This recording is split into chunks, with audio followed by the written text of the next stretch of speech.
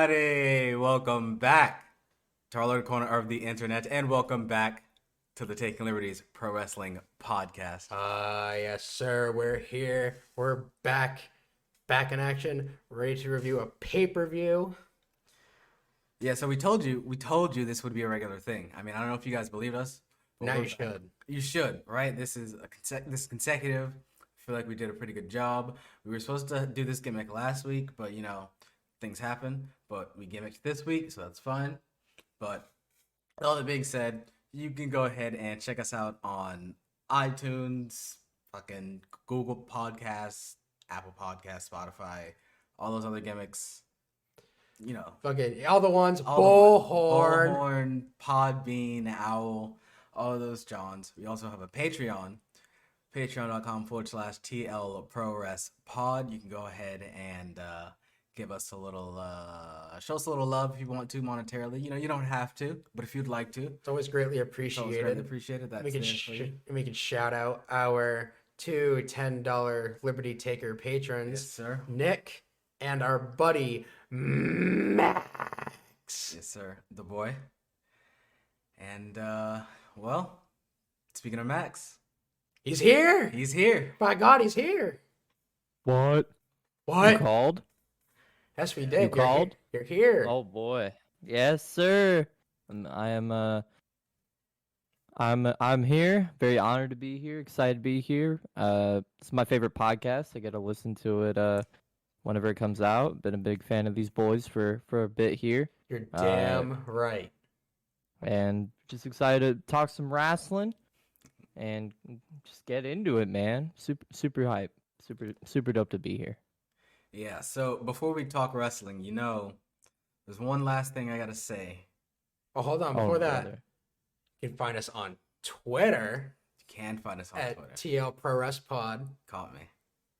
And then this is I'm no longer asking. I am demanding. And Max, yeah. I'm demanding right now. Go do it. Brother. Right here, right now, live, as we record this very podcast. Yes. Max, I want you to take your candy ass, walk down iTunes Lane, and leave us a 5-star review on Apple. Oh, brother. With pressure like that, I guess I'm gonna have to do it. So. Yeah, you're damn right. And you know what that means? Everyone listening to this podcast right now, I am telling you, I'm demanding it that you leave us a 5-star review on Apple. Leave something nice, leave something mean, funny, whatever. Anything. Yeah. 5-star review. We'll read it on this show. We are no longer asking. No more. Simply a demand. Yeah. Go do it. Now.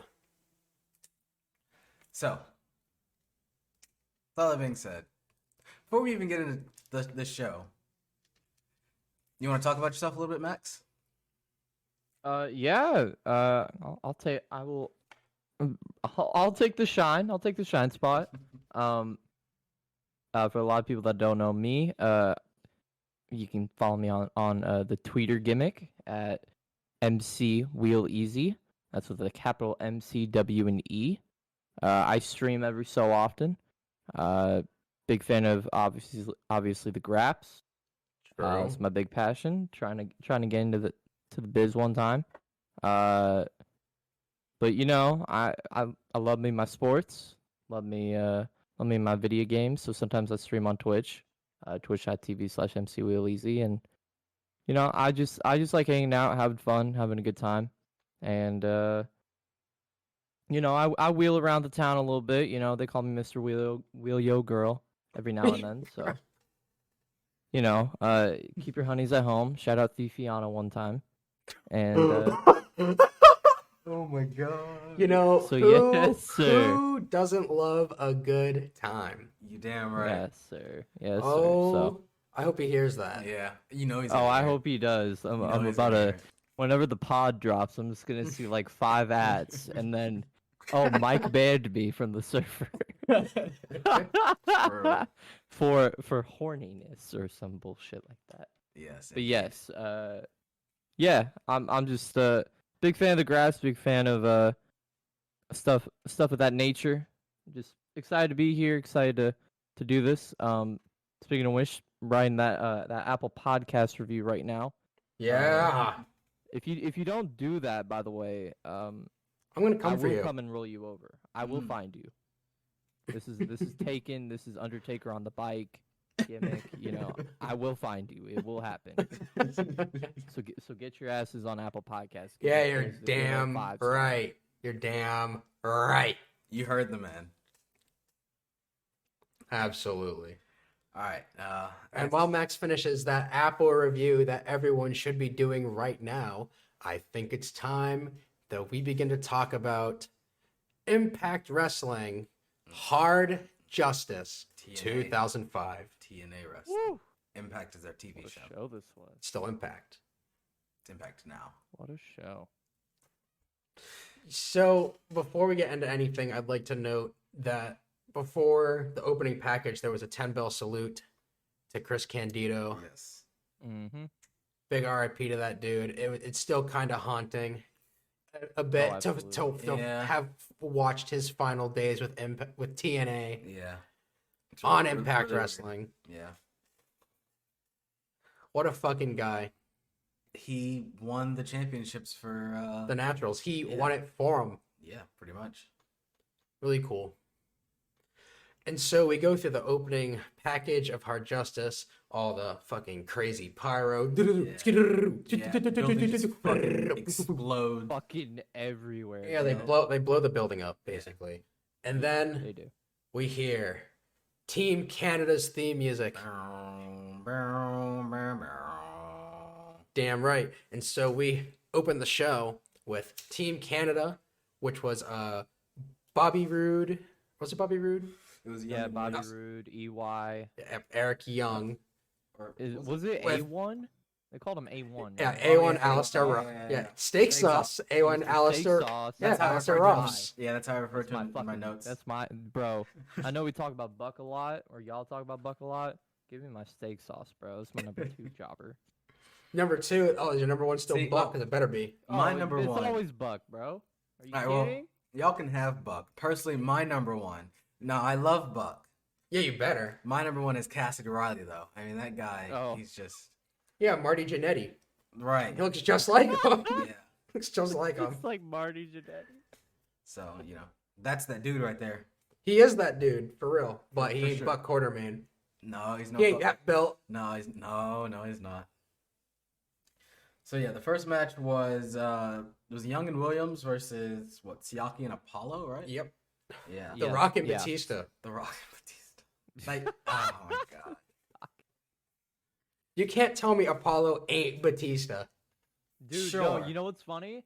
When we in a later spot in the show, I'm like, they were showing his back, and I'm like, this dude basically has Batista back tats. He basically is. Yes, he is Batista. And the fucking trunks he wears. Yeah. Come Yeah. on, dude. Okay. That's Batista. Okay, He's yes. basically Batista, bro. You right? Yes, he is. He does look like Batista, but I do not think that Sonny Siaki is The Rock. I think it looks just like him. No, I don't.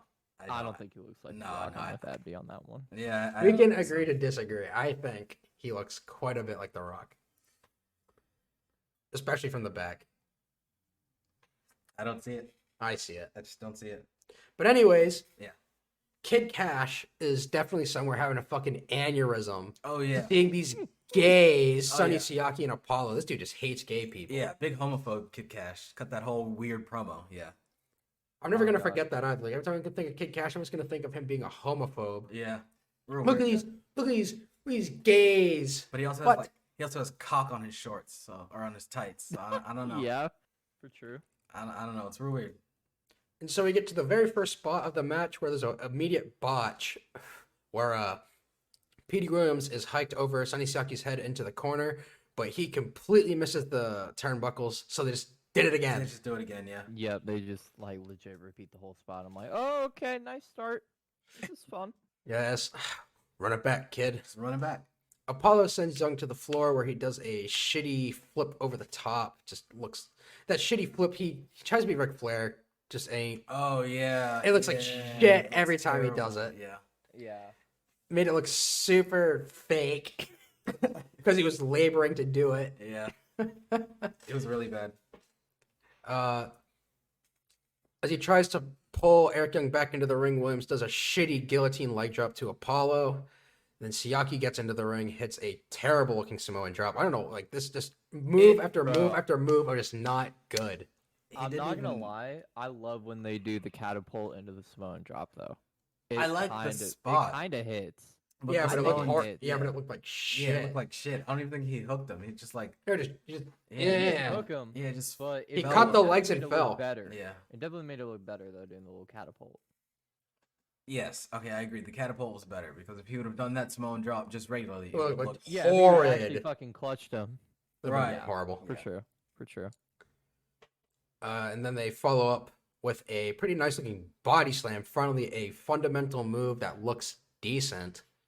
Yeah, the body slam was nice. And then immediately back into the shit when Apollo hits a terrible looking spear on Eric Young. Siaki tries a superplex, but Williams knocks him off the top. Shitty Hurricane Rana to Apollo. Dude, literally, I wrote shitty in front of everything. This whole match is just horrible. It was so bad, dude. it was not good. They're struggling with each other. Siaki hits the fucking final cut on Williams, but Scott D'Amore distracts the ref. And then Steak Sauce, Alistair Rouse interferes, hits his shitty jackhammer on Siaki. Yeah. And then Petey Williams gets the pin for the win. And then we simply just move on. Yep. Dude, all I gotta say is there's one spot in the match. I think it's where you said about the Hurricane Rana. Mm-hmm. But the manager, I always forget Tim Canada's fucking manager. Scott D'Amore. Yeah, D'Amore like grabs the foot for him to drop while he's doing the final cut. I think it looks like the worst fucking weakest drop by a pin by a manager like ever. It's the weakest trip. This whole match just pissed me off. I'm like, man, I gotta sit through 3 hours of this. Come on, TNA, give me a little more. Yeah, that's funny because we felt the exact same way. Especially, we'll get there in a second. But as we move on from that match, we go to a cut to earlier in the day when Tito Ortiz, AJ Styles, and Jeff Jarrett arrived looking at the building before Hard Justice. Now, as you mentioned when we watched it, the way AJ was dressed. Oh my god, okay, so red shirt, half tucked in. So it was actually like a hot pink shirt. It was a hot pink fucking dress shirt. Hot pink dress shirt. Jeans, kind of The split, shirt's like half tucked in, half tucked out. Yeah. halfway Glasses open. on. It's He's halfway got- open. He's got a chain with a fucking puka shell necklace. The pierced good old ears. AJ Puka shell gimmick. Yeah, with his pierced ears and his sunglasses. Good god, bro. All right, so I mean, look at this man. I mean, I don't know if it's too far to say, but like, how could this man not have had? How could he have been surprised about his fandom? His fandom in true. in the gay community. I mean, I mean, Look at him. look at him. He's hot. Yeah, Bro, you know, as a member of certain communities, I could say that's true. So, yeah. Shit, I'm straight, and I think, damn, that dude's hot. Same. Bro, Like, my this dude- God. He's crazy, bro.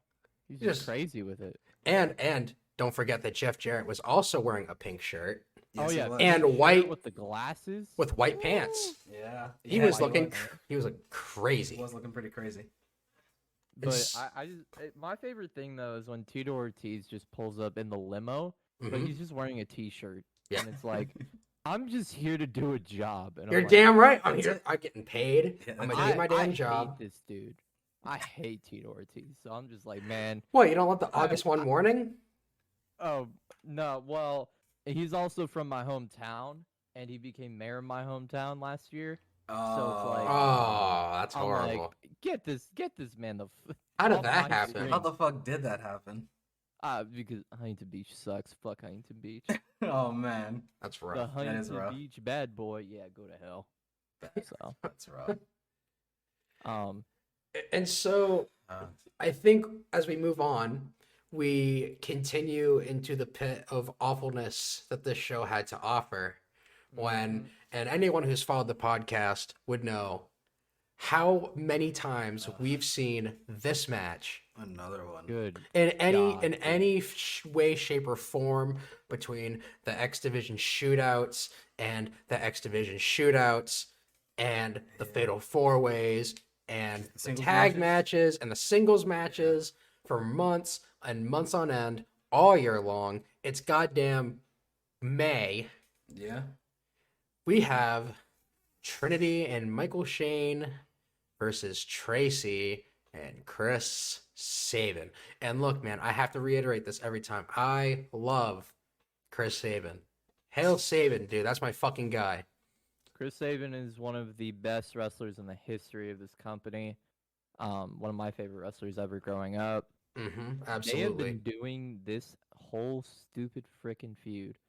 Honestly, I Forever. think as long as I've been listening to this damn podcast. Yes. So, yeah, it's insane how long this damn feud runs on, and the match reflects it.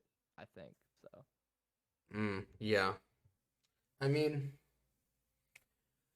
how many times can you honestly get away with doing this match over and over? This is probably almost even going beyond Sheamus and Alberto Del Rio levels of Yeah. like just running the same shit Just over over and and because you have over, like- nothing for either guy. Yeah. Yep, for sure. I It- agree. So we get into the match. The women start. So we have Trinity and Tracy in the ring. They run around the ring doing whatever, and they immediately tag in the men. Springboard back elbow by Sabin, and then whip out of the corner into an up and over to a Frankensteiner for a cover. Kick out by Michael Shane. Yeah. The women get back into the match to do a shitty small package roll around spot where like it was Dude. so bad. Yeah. It went on for so long. Like Did they- it only went on for 30 seconds. It felt like it went on for 2 minutes. Did they roll over the ref? I don't know. They definitely tripped over him. I couple think they times. did. They did roll over the ref. They did so they did the Yeah. sexy ref Yeah, they did rollover the sexy spot, ref huh?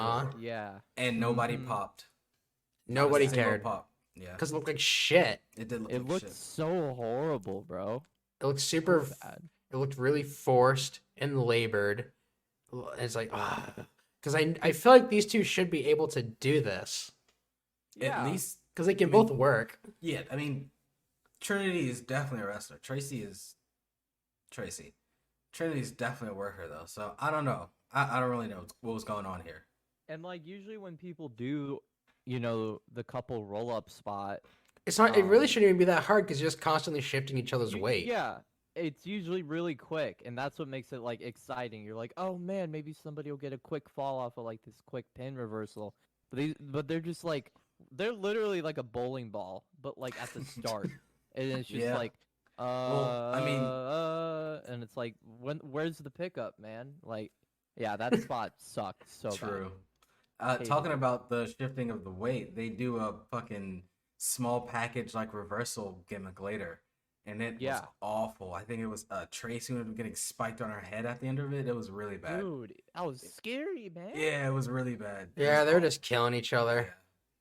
But after all that, there's a springboard by Trinity reversed into a cover by Tracy.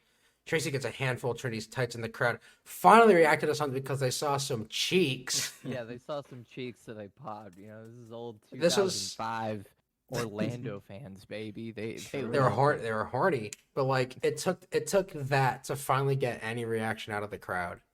Yep. Because they were dead for the whole first match because it sucked. For sure. They were dead for this match all the way up until they saw some of fucking Trinity's ass cheeks. Yeah, for sure. Sex. Access to sex and more sex. Yeah. So then Sabin goes up to the top, but Trinity held him there long enough for Michael Shane to capitalize. Michael Shane holds Michael Shane he holds him in place so that Trinity can land a missile dropkick to him. Sabin hits the corner and Shane comes towards him, catches a fast back elbow. He fucking Yeah. Yeah. gave it to him. Probably like, dude, I'm so sick of this match. Get the fuck away He's from like- me. These guys were like, man, we're fucking sick of this shit. You can just hit me. Just hit me. Hit me one time. Let me feel something. And then I'm not sure exactly when in this match it was said on commentary, but Tene had the fucking gall, the audacity to say, Michael Shane really models his wrestling style after his coach, his mentor, after his blood. Oh, his God. blood, his coach, Shawn Michaels. Yeah. Yeah, I was like, yo, I love Yeah. Mike Tenay.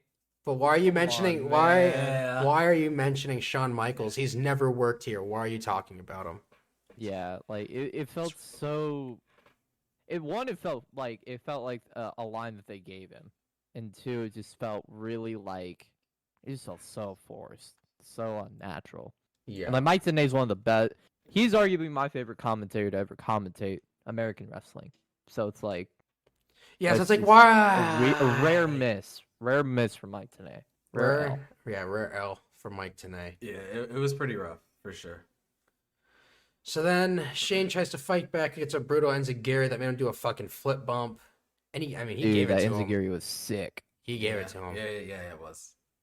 The women come back into the match. Trinity is bumping and feeding for Tracy. And then a middle rope facebuster for a 2 count. Tracy goes to the top while holding Trinity's hair. Then she gets pushed out and crashes to the fucking floor. That's okay, Yeah, she gets dude. pushed to the floor. I'm like, okay.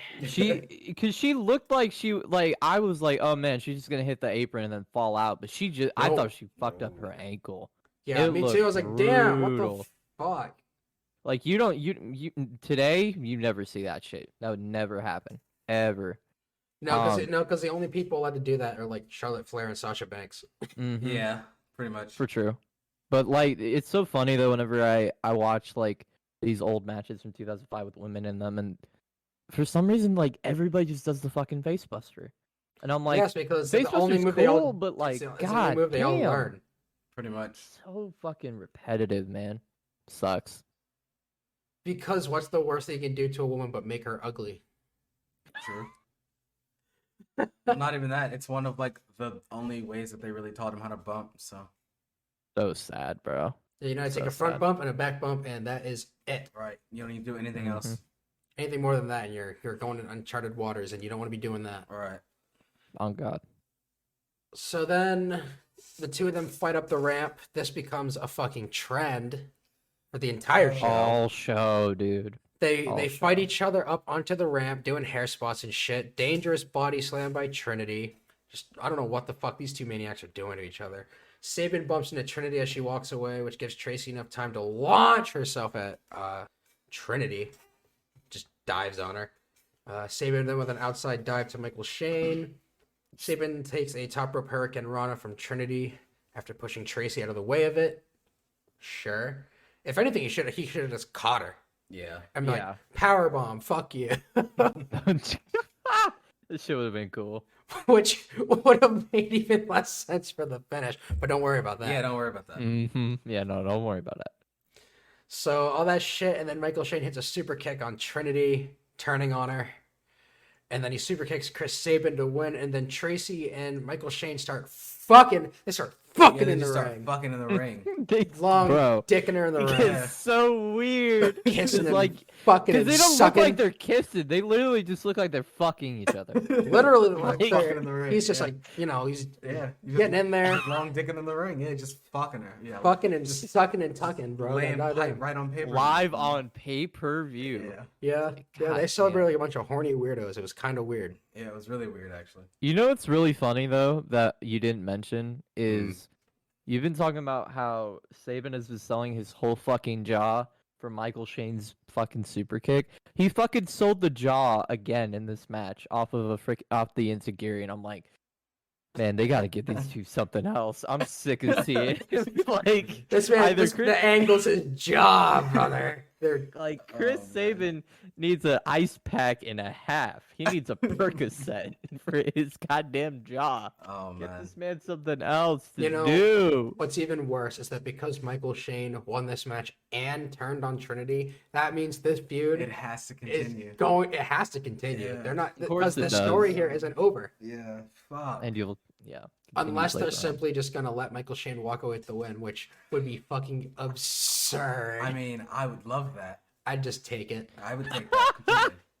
If that meant the end of this shit, Yeah, I'd just take fucking it. tired of this. Because feud. in the grand scheme of pro wrestling, bad. this feud does not matter It does at not all. matter. It does yeah. not matter.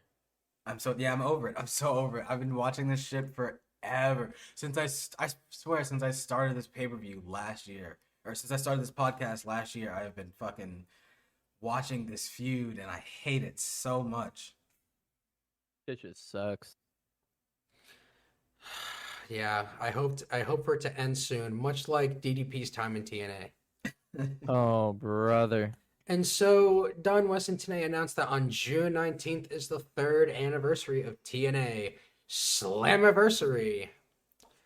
And then we cut to Bobby Roode cutting a promo about being the first entrant in tonight's 20-man gauntlet. Of course, that's because he was the first man eliminated on the 10-man gauntlet on the Go Home episode of Impact. Yeah. That we reviewed on last week's podcast. So he's number one. All that shit. Then we have a sit down with Tito Ortiz and Dusty Rhodes in his office. This big old fuck off office. Yeah. And he gives Tito his referee shirt. And then we cut to Raven, who is just absolutely disgusted that Jeff Hardy didn't show up to Hard Justice tonight. Raven was so pissed, bro. Oh, I'm sure he was for shoot pissed. This promo No, like this seemed very shoot pissed Raven. Yeah. Like, it was cool though.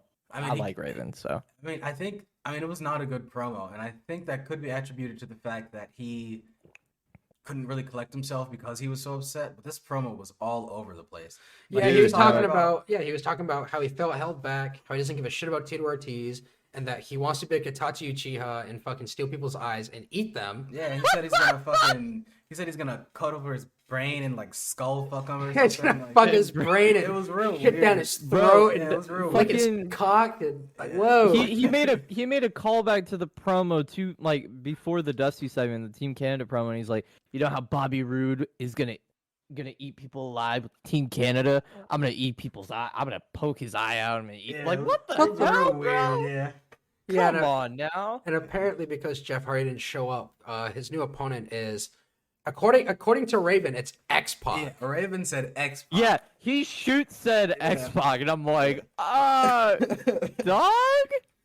Yeah. That's six. brother. Don't you know that's 6-Pac? Yeah, right. Get with the times, brother.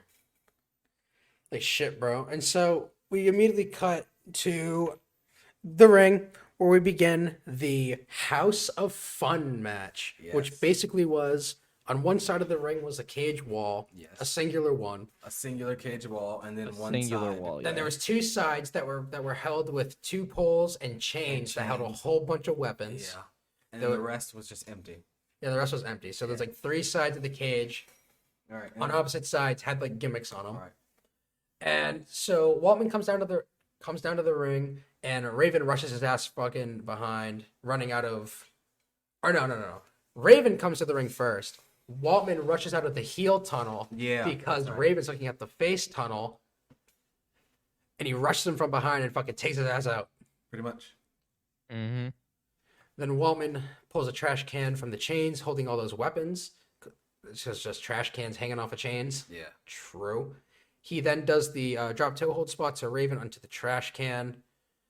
And I think at this point, Raven was already bleeding. Yeah, I mean, these dudes started He bleeding. gigged immediately. He definitely gigged, but he Yeah. definitely I he mean, got who- hit with the first garbage can, and like he was fucking busted. Like he was gushing Yeah, he was gooshing off a fucking trash can spot. Both of these dudes at started the start of bleeding the match. within like the first 3 minutes of the Oh yeah, match. Waltman wasn't far behind. Yeah. Oh yeah, nah. Yeah, so after all that, Raven comes back, grabs a new trash can. He smashes Waltman in the face with the ass end of the trash can. And now I think at this point, or no, no, it's not quite yet. But Waltman gets smashed in the face with the trash can. Raven's got blood already running down his fucking face at this Yeah. point. And then over at the steel cage panel of the ring, Waltman gets his face ground up into the cage. So he starts bleeding. And it's been like 3 minutes. True. It's literally 3 minutes into the match. It's like Yeah. the They're one. both It's the bleeding. first like cage spot. 3 minutes, and I'm like, oh brother, here we go. Yeah. So he got Waltman against the ropes, and Raven just starts thwacking him with 2 trash can lids. He hits him like 6 times. Yeah. Just hits him in the head 6 times, and then he bumps. Like, why did it take 6 of them for him to bump? Then there's a trash can wedged into a corner. Raven tries to whip Waltman into it, but it's reversed, and Raven takes the safest looking bump I've seen in this match so far. Yeah. It was Just He crashed into it So like safe. completely perpendicular to the trash can, just Yeah. fell out. mm-hmm. And so Raven goes for his drop toe hold gimmick under the chair, but Waltman simply lifts his leg and to avoid the drop toe hold. Just lifts his leg. Like, no, I'm not going to take that, Yeah, and then actually. he throws the chair at Raven. It just does it in his face. Yeah, which he blocks with his fucking forearm. Yeah, and then Bronco Buster on Raven, and His crotch gets very bloody. bloody. his crotch is Super bloody. Time of the month, brother. Yeah, I was like, man, I know that this isn't the match where he fucking blew his asshole out, right? That's way later in That's way Xbox later. career. But yeah, all that blood from Raven just fucking right Yep. in his fucking. Like, dude, you Yeah, just ruined this singlet forever. Yeah, dude, you can't- can never wear this again. Can't wear Yeah, it. I mean, it was- I don't think anyone's gonna buy it. Well, It somebody was, might buy it was such a weird, like, black and gray American singlet too. It's like none of this makes sense. It's so weird. Yeah, but it's this Bronco Buster gets covered in Raven's blood, all fucking Hep C and shit. And Waltman sets Raven up on a table on the floor. He squeezes in between the two poles that are attached to the ring post. There's like two poles holding up the chains or whatever, and he does this super lazy, shitty somersault senton into Raven for a 2 count on the floor. So Yeah. apparently now this match is falls count anywhere. Didn't know that. Yeah, That's cool. one of my favorite freaking calls from TNA though is he's like, or I think it was actually Don West. Don West was like, man, if he was like 6 pounds heavier, he wouldn't have fit through the poles. I'm Yeah, like, you're damn right. Christ. Yeah, he said Way that. to sell that Xbox is out of shape, dog. Yeah. Like, god damn. Yeah, he did. I don't know. I thought the somersault didn't look too bad, but it was like it was. It didn't so, look. like, It didn't look anti- terrible, but it was pretty like. Yeah, it was very anticlimactic. It was lazy. Yeah, it was very anticlimactic. Yeah, that's what I was gonna It was say. because all he really did was fell forward and left his foot behind for an extra second. That's all he did. Yeah. He just fell forward. Yeah, Mhm. yeah, it was pretty lazy. So they get the 2 in the ring. Raven versus an Irish whip into a DDT for a 2. They act like it was the Raven effect, but it definitely wasn't. No, It it was wasn't. not was the just- Raven it effect. was That just a a reg- basic ass DDT. It was just a regular Jake Roberts DDT. Yeah, and they called it that on commentary. I was like, yeah. it's not. That's why, bro, he wouldn't have kicked out. Right. Yeah. Then Raven takes Waltman up the ramp. Here we go. And throws him off into a table on the floor for a 2 count. And then they just brawl back. And they brawl back to the ring. And Raven gets handcuffed to trap Waltman to the post. He beats him super politely with a kendo stick. He beat him like he was best friends with him. Well, because Dude, it was so like that was my biggest problem with this match. Is it just everything looked so like they looked like they were trying to make it look bad. And I'm like, dude, just fucking hit the guy. Like, Well- if you're gonna do this match, just fucking hit the man. Well, I mean, granted, I'll consent to the fact that after the first hit. he Next- told Waltman- told Raven, hit me harder, you little bitch. He said, "Hardy, you pussy." Yeah. Yeah. Yeah, no, that like that's when it got good, quote unquote. In the Yeah, but it's like, why did the Yeah. first? Yeah. Why didn't you just? I mean, Why you didn't could you still put a little sauce Yeah. on the first one, and then just put actual sauce on the second one. yeah, no, I agree. Like, yeah, the first one looked horrible. It was really bad. Yeah, he just like dinked him with it. Yeah. Yeah, and he keeps doing it, and then Dusty Rhodes and another referee come down to release Waltman from the cuffs while Raven totally isn't looking. No, he goes to grab. Even though he grab a literally chair. walked away as soon as he saw Dusty. No, he went to go grab a chair, bro. Yeah, that's right, on the other side of the ring. Yeah.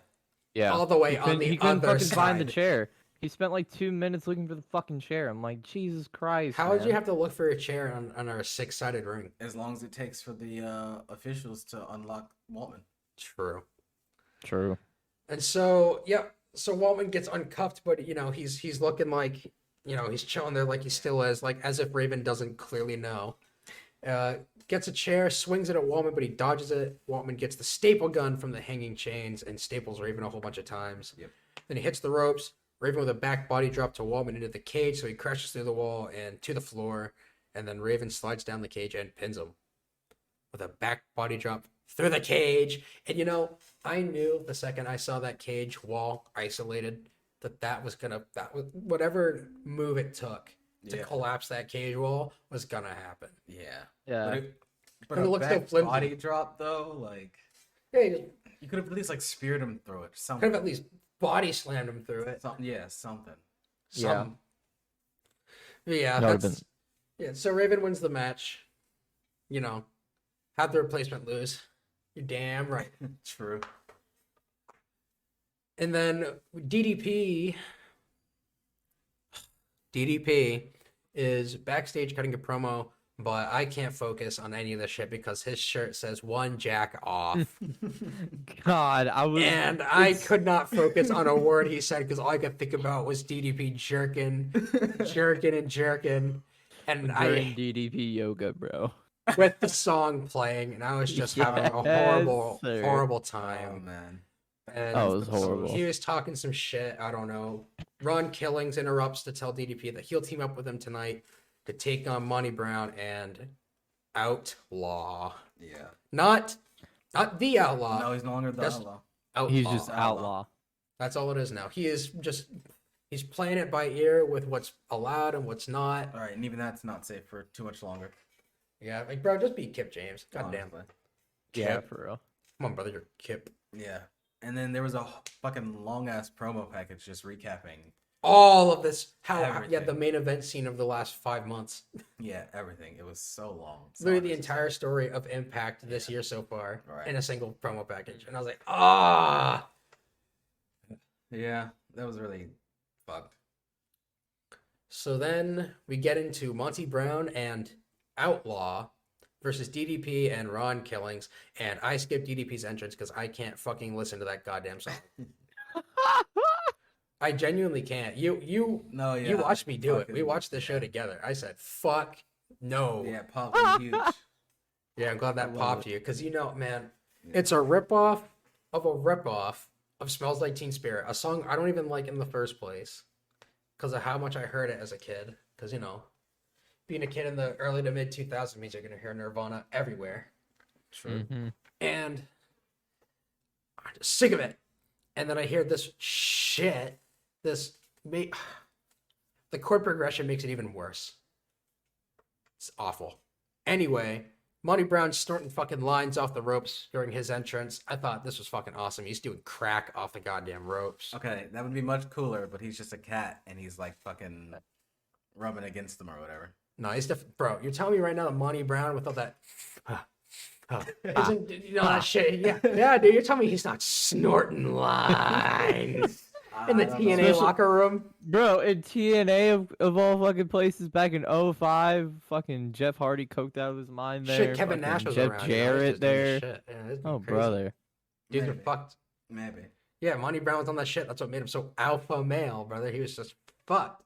That's why the pounce looks so good, brother. He did a He line. would just shoot attacking dude. He would just shoot rushing dude. Yo. True. Yeah, I mean, you've convinced me. Maybe he was just fucking doing lines off the rope to hype himself up for a match. I don't see the problem. Hey, man, I whatever, mean, whatever, yeah, whatever whatever- makes the matches look good, brother. Whatever gets those fans fucking going nuts for my man's Monty Brown, that's what I'm talking about. Yeah. So Yeah. we get into the match. DDP hits one arm drag on Monty Brown and starts doing lines off the ropes. He hit the rope. He was like, yeah. And he goes to the other rope. Yeah. My man was going crazy. True. I'm Dude telling you. was awful. And there were the other two ropes that Monty didn't sniff. So that tells me that every rope was laced with some goddamn crack cocaine on the goddamn ropes. Sure. Clearly.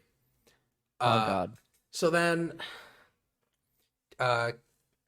Kip James tags in, tells Killings, I want you, boy. Real racist like. Yeah.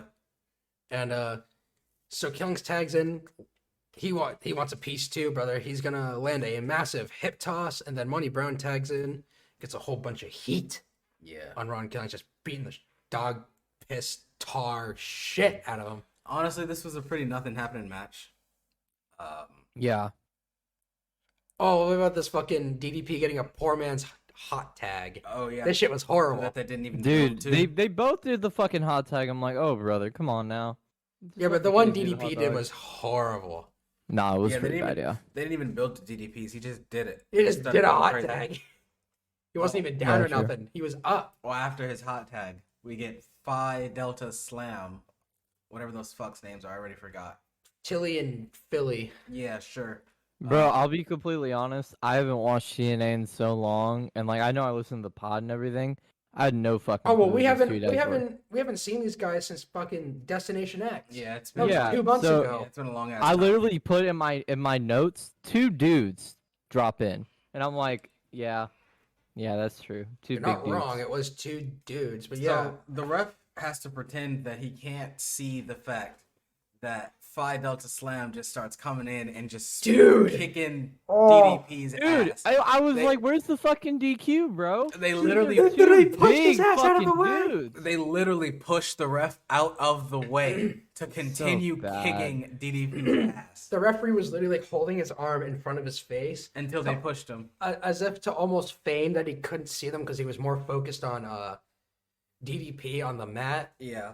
But they literally push him out of the way, and he backs up and looks at them and just watches them beat the dog shit out of DDP. Fucking And DDP. no DQ, no nothing. Kip James takes advantage of all this confusion, hits a Cobra clutch, but DDP mule kicks James in the nuts right in front of the ref. No DQ. No DQ. He said, "You know what? I let you get fucking stomped. They stomped the pine tar out of you. All right, you can hit this dude in the nuts one good time." True. And then Monty Brown pounced DDP all the way to hell and covered him for the 1, 2, 3. He said, "Don't you dare touch my fucking lines again, you bastard. I will kill you." He wasn't about to let DDP steal his crack. I was about to say that's the whole reason why he fucking turned on DDP. He was like, yeah, no, I want your crack. You ain't stealing my crack either. Yeah, see, My well, crack. because, he's chilling with Jake Roberts. True. You know, he's got the... Oh, fuck, I feel bad. Come on, brother. You know you want to give me a slice of that. Oh, okay, Jake. Whatever, brother. Yeah, I'm going to stop that joke. That's fucked. That was fucked. So then we move on to America's Most Wanted versus the Naturals for the NWA World Tag Team Championship. It was made note repeatedly throughout this match, even before during the Naturals' entrance, while they came out with Chris Candido's towel and a chair that they set up and laid the towel upon Yeah. to resemble his presence. Tenay mentioned that the Naturals are the only team that have a total winning record against America's Most Wanted at 3-0. Yeah. Yep. They've never lost to America's Most Wanted. So And goddamn, it didn't change the night either. Goddamn, town. true. Even though they gave them this like big grandiose thing for Chris Candido, and they still worked heel in the match. Yeah, that made no Yeah. sense to me. I was like, because when they came out with all that shit, I thought to myself, and they even did a sit down before this match. There was a sit down interview Yeah. where they were all gussied up talking about the influence Chris Candido had on their careers. It was real nice and everything. What's actually fucked up is that in the interview they made it sound like they immediately had already replaced Candido. Yeah, I mean, it's like they had another manager lined up already. Yeah. Which is like weird because at this point you'd think you turn them face and they go on to use the teachings from Candido to continue being the champions. Yeah. But no, No. that's not what we're going to do. We're not going to do the sensible thing. Because how you gonna have a sympathetic baby face when they just lost their manager? How you gonna have that? So, of course, So they get yeah. so of course the Naturals get huge baby face reaction when they come in. Right. Their entrance, they're huge baby faces. They cut a promo in the ring, huge baby face reaction. Then AMW come in and they're the heels. Yeah. The Pretty much. psychology immediately switched. Yeah. yep. And so the way I look at it is that what happened here in kayfabe, what happened here is the two of them decided, well, we're just going to keep working the way we would have if Chris were here. That's what I'm going to say, because otherwise this makes no fucking sense. I mean, they not to be the spoil, but that's what Tenay says at the end of this match. Oh, did he? Okay. Too. I missed Um, that. So. Yeah, he says, "Oh, that's how Chris Candido would have written it, or would have told them to do it." Okay. So yeah, I'll accept. Yeah, that. I guess so. Yeah, I'll take yeah. it. So that's how it goes in kayfabe. But yeah, The other this- thing that I don't remember though, because it's been such a long time since I watched like this part of TNA. I've mostly just been catching it up through the pod. is they mentioned in the interview, the Naturals do, like the sit down tonight, they say a legend was giving them the time of day after they got the NWA Tag Team Championships and after Candido died. And Yeah. like I don't remember if that leads to anything. I just wanted to say it so like for Yeah. kayfabe's sake and for the pod's sake.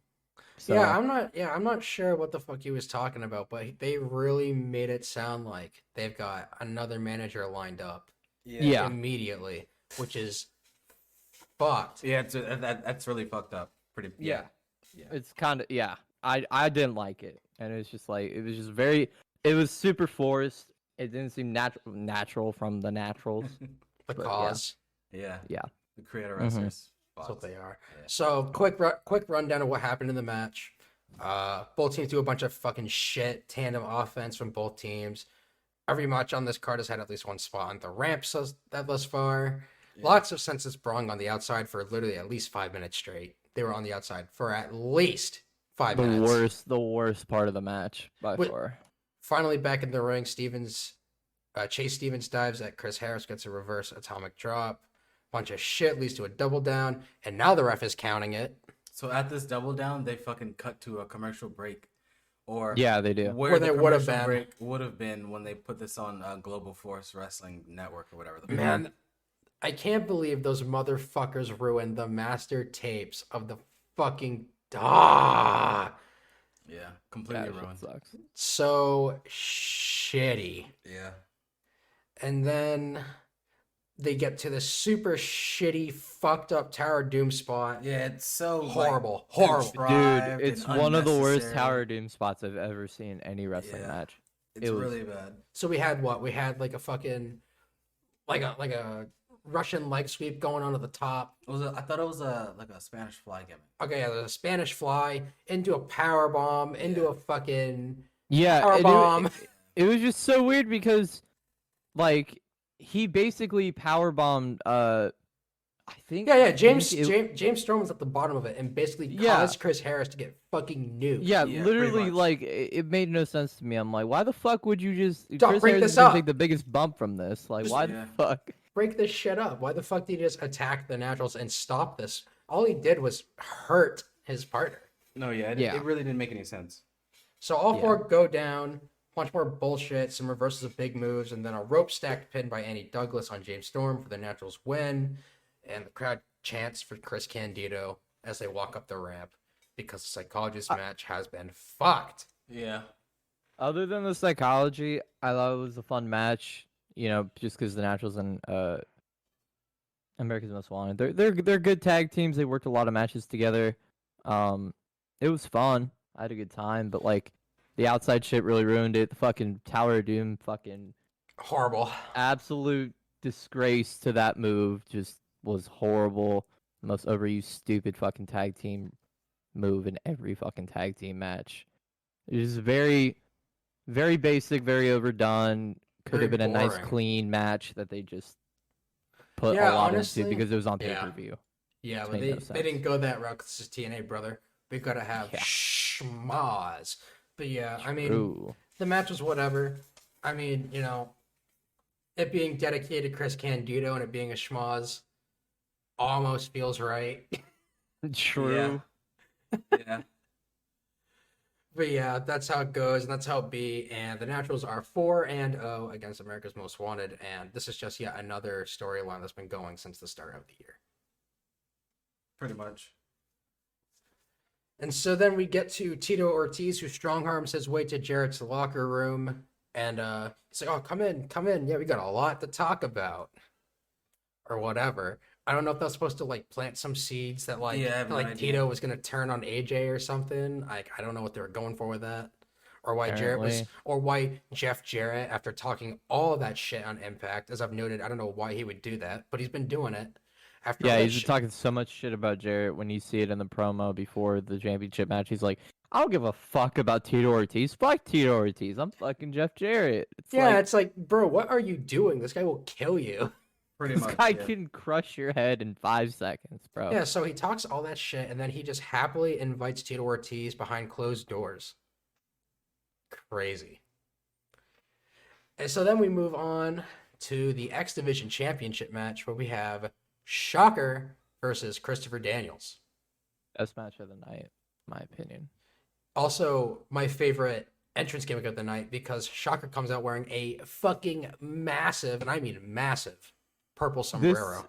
This is the fucking, like, when you are in California for the first time or you're in Mexico for the first time, they're like, oh yeah, there's a bunch of tourists here, so we're gonna be like stereotypical and put a sombrero on the big Spanish guy, and it's True. like it felt like that. It was one of those types of fucking sombreros where it's like, yeah, you know, I am a luchador. It's like, oh brother. It was cool though. It was a cool entrance. Yeah, and I love that when he tossed out the hat into the crowd, some lady caught it and she wore it for like the rest Dude, she of the wore the show. whole fucking match. I'm like, yo, dubs. She wore it for the rest of the show. Yeah, she did.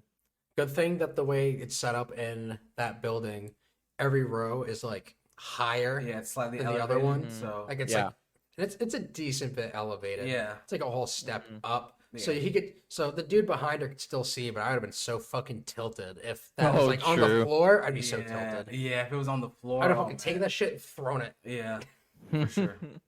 Like, yeah, someone up there can have it where it's not annoying. So, filling out process almost leads to fucking death when Daniels and Shocker work the apron, leading to a hurricane runner to the floor by Shocker. Oh But before my any of God. that actually happens, Yeah. there's this horrible transition where I honestly thought that Shocker and Daniels were both going to slam the top of their heads on the apron and die. Yeah, so It Daniels, was so fucking yeah. scary, Daniels bro. goes for like a suplex onto the outside from the apron, and Shocker, he actually does go straight up. So I'm like, holy shit, what's gonna happen? And he slides down. It was so God, funny. he slides over He slides Daniels and he over fucking and down grabs his him and back. it's He, like, horrifying. clutches on Oh him like my a koala, god, dude. and it's really fucked. God, Yeah. it was horrifying. Yeah, Holy shit. Shit was crazy. Shit's horrifying. it really looked like these dudes were about to die. Yeah. So it was pretty crazy. So then they trade attempts at outside dives, working around in the ring, just doing shit. Yeah. Then they started doing lucha shit. Yeah, I started just doing lucha things. Good lucha things. Yeah. Uh, X-Division shit. Daniel's off the ropes and Shocker pops him up for a very stiff powerbomb. Yep. Such a dope fucking. It was such a good sit out. I was so. It I was- popped. gave for it to him. low-key. They begin trading chops, and then Daniel starts bumping and feeding. Daniels gets Shocker to the middle rope and goes for a superplex, but Shocker reverses it into a middle rope gourd buster. Yeah. Shocker then locks in an STF, but Daniels bites his hand to get out of it. They transitions into a camel clutch. and he bites his hands. Bites him again. Yeah. It's like, come on now, man. He's doing his shit. I love Chris Daniels, bro. That's So- my fucking guy. Daniels on the top with Shocker. He reverses whatever the fuck it was Shocker was going for an Angel's Wings from the top to pin Shocker and retain his X Division Championship. And he talks a whole bunch of shit outside the ring. I'm Mr. TNA. I have the baldest head. I have the sickest moves. And I have the best moonsault. True. Yeah, it was a pretty good match. I enjoyed it for the most part. I had a lot of fun. I can Yeah, it was almost fun. say in almost every match I enjoy that Christopher Daniels is in. He's just that dude. Yeah. Yeah. And also like I liked his whole Mr. TNA run when he was doing this stuff with the X Division title. It was super fun. Chris Daniels is just that dude. I love that guy. Oh yeah, during the fucking during this match when they were doing the dive attempts, for some ungodly reason, Chris Daniels goes for a fucking Arabian press to the floor. Yeah, and just like Dude, lands on his I Just lands saw on his that. feet. Whoa. And I was like, Why? oh my god. For just no reason. Yeah. It was horrifying. Especially, having seen that one that he botched in AEW where he almost killed himself. Oh my Yeah. god. Because, now that every time I see him doing Arabian press, I just think of that, which is unfortunate. Yeah. Yeah. But now it's what I think of. So when I saw Daniels do that, I was like, oh my god, no. Give me Kalisto vibes. Yeah, it was really True. it's cool that he did it, but it was really unnecessary. Yeah. But it was pay-per-view, brother. That's true. Mm-hmm. And so we move on to what's always fun. Yeah. The 20-man Royal Gauntlet. Yes. I wrote Yes. in my notes, Oh, for fuck's sakes, the 20-man Royal Gauntlet. That's literally how it's written in my notes. I'm like, I was like, oh, we're Yeah, going to the it's- main on a good note. Cool, great No, it's job. the- Oh, No. fuck. No, we have the Royal Rumble. Goddamn TNA gimmick, man. Yeah, Every time. It always hits you.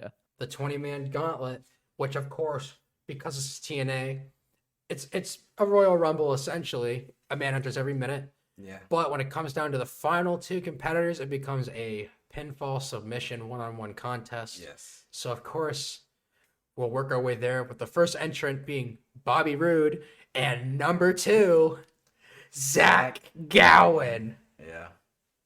Incredible. I mean, I popped pretty crazy for Zach Gowen. Yeah, we popped for that shit. I won't lie, as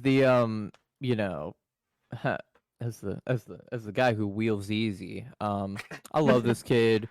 I looked up to Zach Gowen for a long time when I first started watching wrestling, just because like this dude is really going in the ring With one to leg. do stupid fucking shit with a fucking prosthetic that always gets taken off. It's his gimmick. Yeah, it's It's gimmick. every match, yeah. I love it though. Like there's a fun Gowan spot in a little bit that I pop very hard for, and I love this kid, man. I don't know if I don't even know if Gowan's working or what's going on with him, but wherever he is, that Gowan, I love you. Good job. Thanks for doing shit for the business for the disabled boys at home. My homie right there. So, because Bobby Roode is not one to neglect tradition, he steals Zach Gowen's prosthetic leg, Yeah. and he just Yes, fucking he just beats him with it. Yeah. Yeah, Yeah. I wrote in my notes. Root takes the prosthetic off because duh. And then hits him with a reverse DDT and a moonsault. It was pretty cool. It was fun. Yeah. It was fun for a That's little pretty bit. cool. And then number 3 is Eric Young. Yeah. Mr. EY. Number 4 is Cassidy Riley. My guy. So this is where the spot happens. Is like, I don't know if Brock ever did this when Gowan was doing the shit with Brock, but Roode starts swinging Gowan by his one leg, Mhm. and I popped for that. I thought that shit looked painful. Wow. Dude, it looks so. I'm like, dude, That was hit that so. shot. Yeah, his so hip was bad. Fuck. Yeah. And his Oh, but it hip looks just getting so pulled on dope. like that. Yeah, Oh man, nah. rough. Yeah. Looked Yeah, awesome. Mr. Cassie Riley was number 4. Hit that springboard back elbow on the Canadians. I was like, okay, cool. He got his offense in. Yeah, and then number 5 is Elix Skipper. Prime Brought time. up.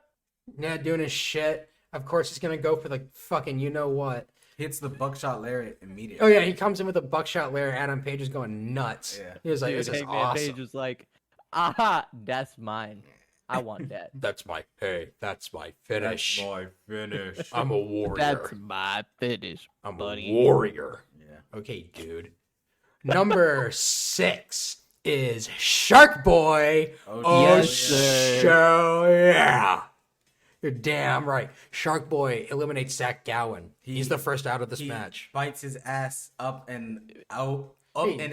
over the ring. He's eating his ass. Yeah, he ate his ass. He all the way. literally ate his ass, bro. That's hot. On live pay-per-view So- from Florida. Tonight we had Michael Shane and Tracy fuck. Yep.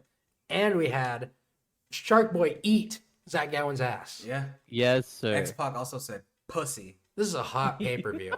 Yeah. Bro, this is a horny pay-per-view. This is the most For horny sure. pay-per-view ever, man. My I'm God. sure. Oh, I'm sure there's much worse out there. I'm Oh sure. no, I'm just saying, like, out of Oh, what this is- y'all this is- reviewed so Oh, so for far. sure. The horniness is palpable. Oh, I could cut it with a fucking toothpick. True. So then number 7 is Steak Sauce A1 Alistair Ralphs. My boy. God, he is so big and muscular. And oh my God. Number 8 is Chris Sabin. Yeah. Comes in, does some shit. Number 9 is Petey Williams. Team Canada, all 4 competing members are in the ring now. Yep. A1 eliminates Shark Boy. Eric Yes, he Young does. eliminates Cassidy Riley after they both do a skin the cat spot. Yeah, dude, Number that 10. spot was cool. Number 10 is not The Rock, No. Sonny Siaki. Elix Skipper goes for that fucking spot. But it all goes to shit, and Elix Skipper gets eliminated by Bobby Roode because you deserve it for why? It's a dude. He botched it. He literally he fucking botched it, and it. yeah, he botched it, then got eliminated for it. Yeah.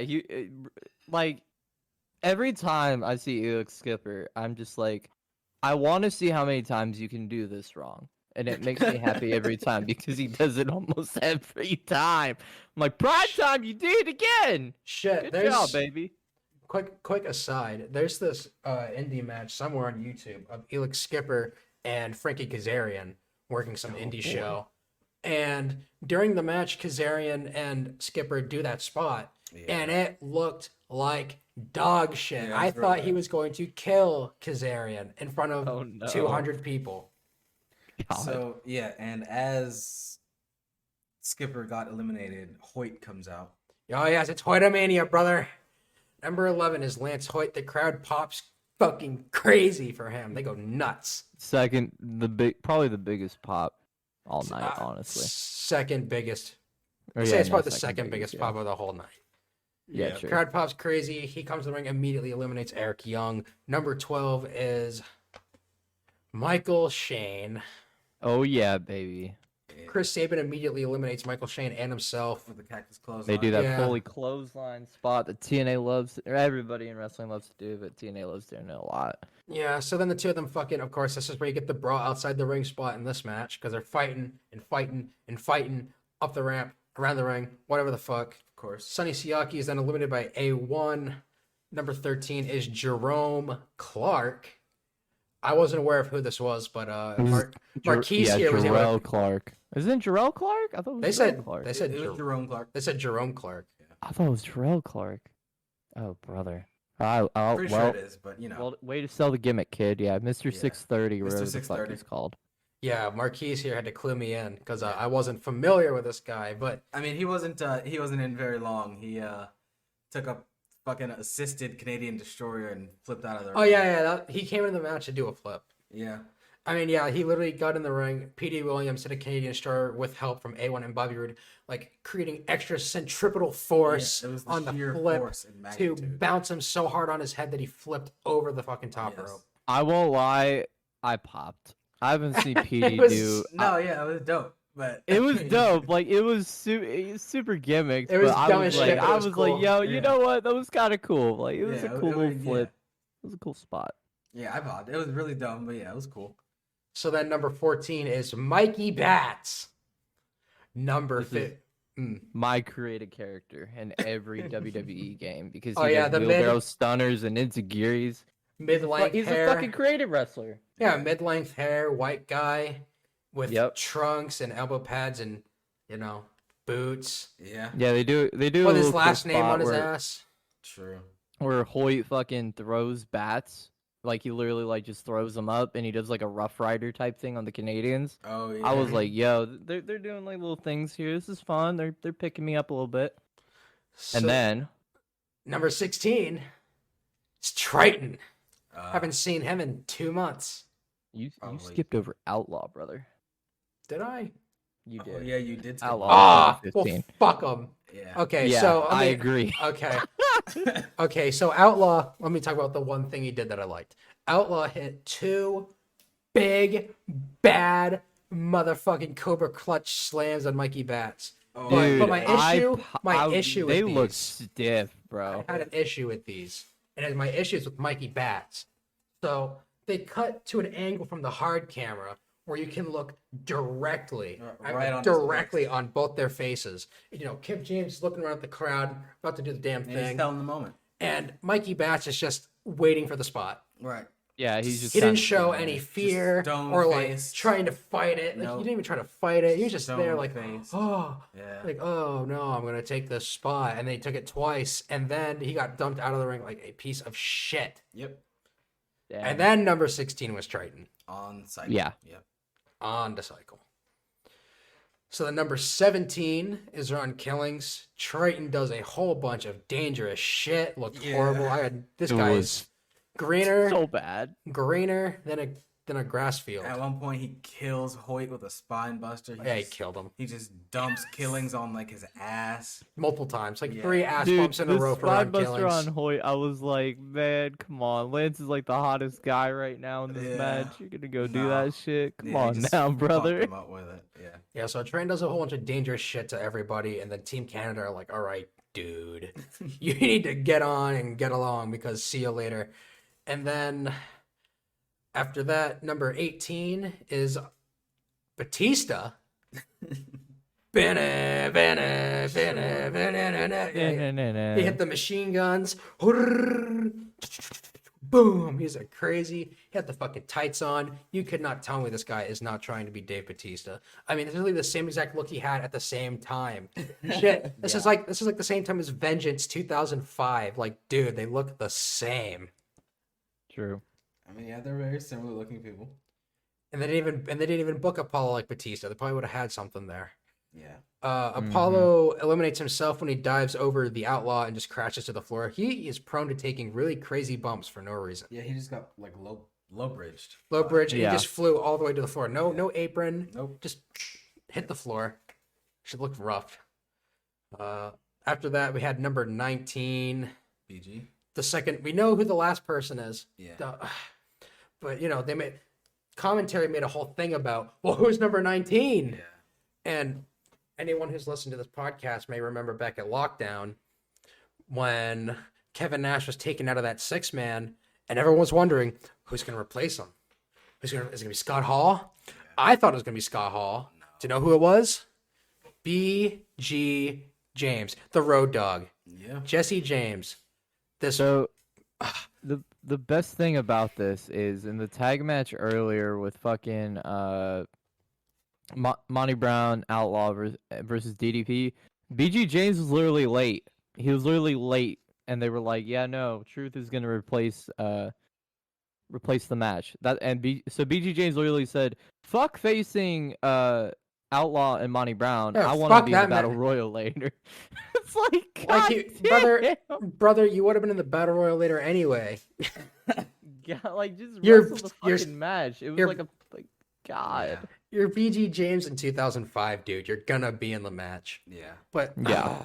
it was like I got cucked by TNA 2 pay-per-views in a row with Yep. BG James being the mystery entrant. Yep. Ugh. Yeah. So number 19 is Sucks. BG James. Lance Hoyt eliminates Bobby Roode, and then Bobby and A1 eliminate Lance Hoyt pretty unceremoniously. Outlaw and BG then eliminate A1 and PD Williams, and then number 20, as we all know, is Abyss. And he eliminates BG and the Outlaw immediately. So then the final 2 in this match going into the regular one-on-one contest are Abyss and Ron the Truth Killings. Yeah. Oh, baby. So, of course, Abyss immediately throws R-Truth out of the fucking ring. Yeah. Yeah, as he does. And he's like, oh, I don't win like that? True. Yeah. Don West is like, nope, it's become a regular match now. So then Abyss gets the steel chain, and the referee's trying to stop him and take the chain away. And for some reason, he's just having a hard time. He can't simply put it on the ground and kick it out of the ring. He has to go over to the ropes, lift it over the top rope, and then gently put it down on the apron, Yeah. and then kick it out. Yeah. Yeah. All the while so that Abyss has time to grab a steel chair. Mhm. And he hits fucking Killings while ref's off looking somewhere. But then fucking Killings avoids it and does a big ref bump. Yeah. The chair sits in the middle of the ring. Abyss stands up in front of it, but kind of keeled over. Killings does an axe kick from the middle rope, planting Abyss. This is a super goofy looking bump. Yeah. He hit him and then he bumped. Yeah. And, so it was weird. So he face plants Abyss onto the chair, but the referee takes too long to start counting, so Abyss kicks out. Or actually, no, there's not even a pin, just not there. Yeah, because the ref is out. He's so. still down. So then Abyss gets up, chokeslams Killings onto the chair, but then the referee takes too long, and Killings is able to kick out. And then Abyss does something super dumb. The stupidest bullshit ever for this fucking character. And then because it's his gimmick. Yeah, then Killings hits Abyss in the nuts with the chair. Because, oh, he's really fixated on a move, so he goes for like a fucking like a butt buster, senton, stomach killer. He goes But- for the but big sh- boy sit on person move. Yeah, but Truth with the chair on his waist accidentally fucks it up. So he's like, "Fuck it, I will simply do it again." Yeah. And this time he nuts himself on the chair. Looked so bad, bro. Yeah, he nuts him. And then Killings jumps off the middle into a black hole slam for the pin because Abyss is pretty solid nuts. Abyss is now the new #1 contender for the NWA World Heavyweight Championship after having to have already lost his initial opportunity to AJ Styles last month at Lockdown. Indeed. All this shit just to get AJ Styles to this match. I guess because they're like, well, we can't have Tito Ortiz in a match with Abyss. He would try to eat him. True. Understandably. And so then Sorry, that popped me. That was then we move on to the main event, which is, of course, the NWA World Heavyweight Championship match with special referee Tito Ortiz. AJ Styles challenges Jeff Jarrett. Yep. Before the match, we see the promo package recapping the story thus far. Lots of the dopest narrator ever in the history of wrestling. Yeah, just talking his shit. And of course, the footage we're seeing is all that running, jumping footage, exercise in the abandoned factory that we saw from AJ on the promo package on the Go Home show. And I just always think it's so funny. And of course, he goes, "Ah!" At the end, yeah, at the end, he's just going, ah. Yeah, that's Shit's awesome. so funny. He was, So and I'm pretty sure he was still wearing his fucking shells while he was working. Yeah. Of course he was, bro. The But of shells course- are all of his power, bro. But of course, it's weird to him that he has a fandom in the gay community. Who knows, man? Wild. So we get to the match. The two work a tie up all over the ring, just going around. They get pulled apart by Tito Ortiz, who I think at this point he was still wearing his fucking t-shirt He was. over Nah, his he- ref shirt. He wore the ref shirt. He wore the ref shirt after they showed the title. Oh, okay. Oh, Okay, so Tito It came would to have the been better ring if he covering didn't. his That ref would have been shirt. very That Tito Ortiz. yeah. fucker. Yeah, he definitely did. Yeah, he was come to the ring promoting covering. his fucking whatever Boxing, the fuck. his his fucking his athletic MMA brand. bullshit. Who cares? Yeah. Yeah, he was promoting his shit. So he pulls him apart, and Tito specifically grabs Jarrett and warns him. And Jarrett is like very clearly intimidated by Tito Ortiz, you know, because of course he should be, Right. because he's a heel. They both run the ropes and shit until Jarrett powders out and walks up the ramp.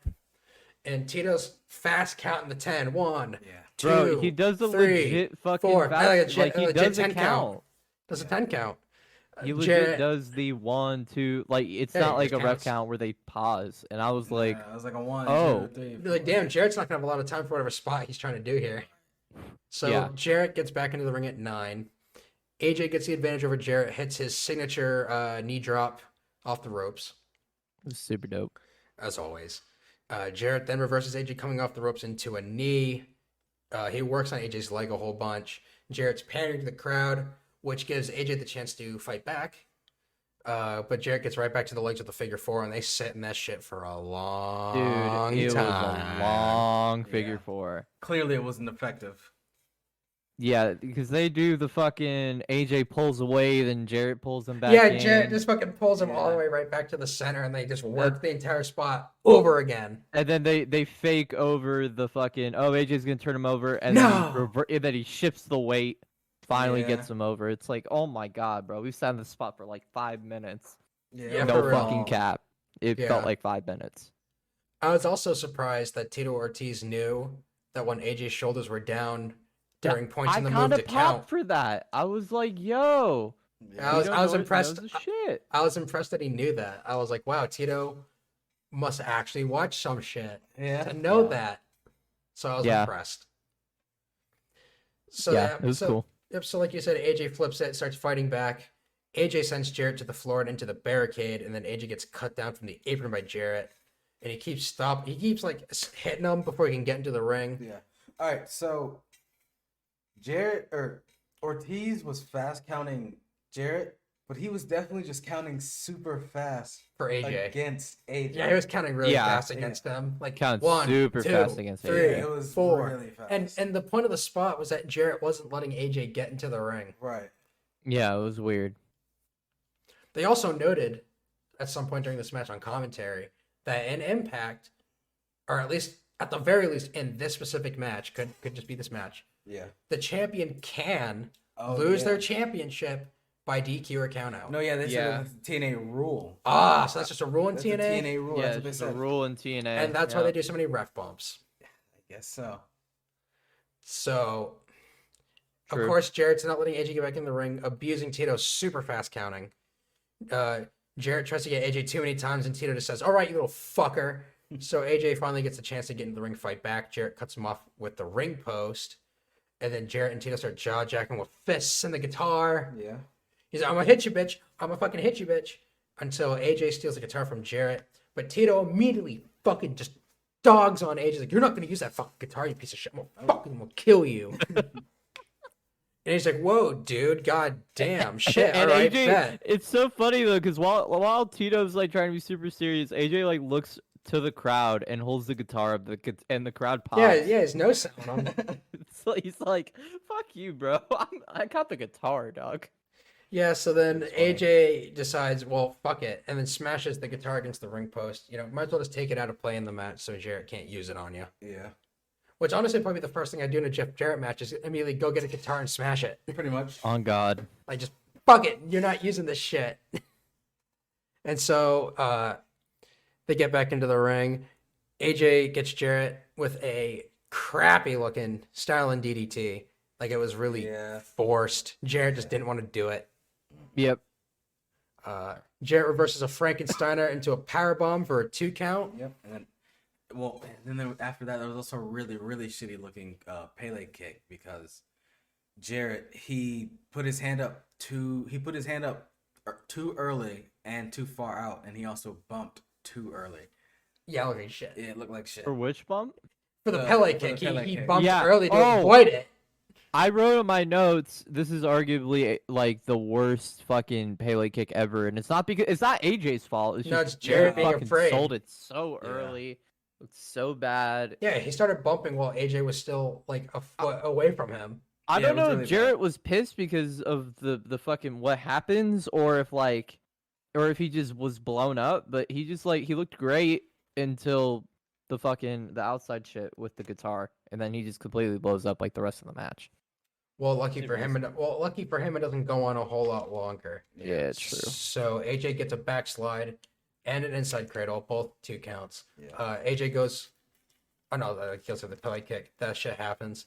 Jarrett's up first for some reason. I guess because he just missed. Like, fuck it, I'm gonna get up first. He didn't even hit me. Goes for the stroke. Bunch of shit happens, and he hits AJ with a Styles Clash for a 2.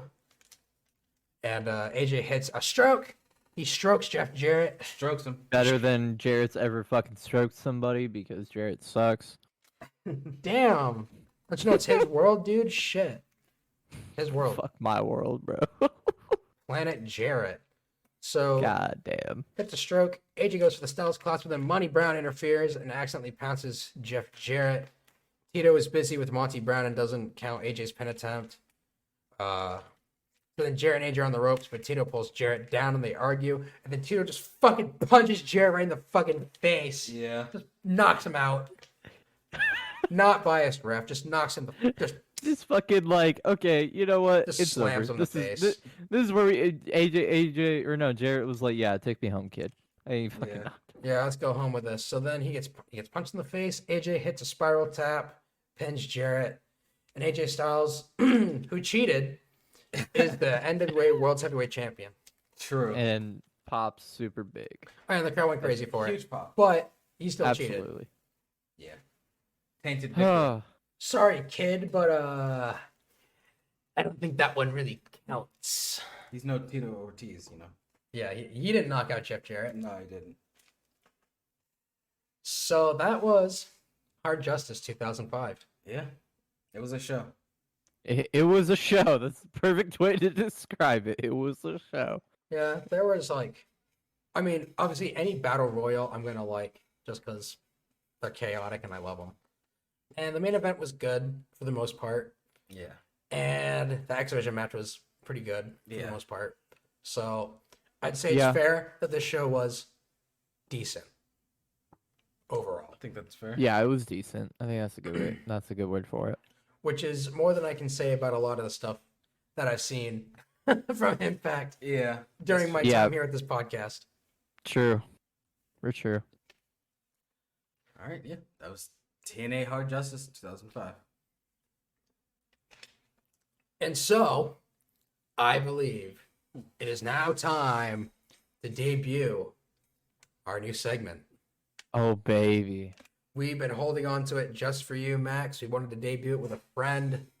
Ah. With a cohort. Pop the boy hard. I love it.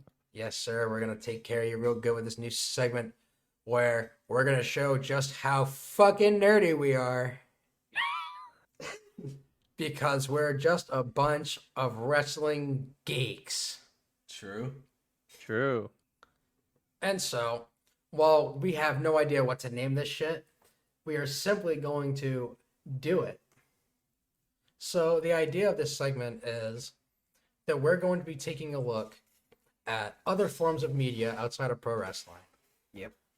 I think a lot of fans of pro wrestling are prone to also be fans of other things that are considered nerdy, perhaps. Other things within geek culture. Geekdom.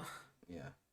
So, of course, a lot of these can be seen in what some would call anime, Yeah.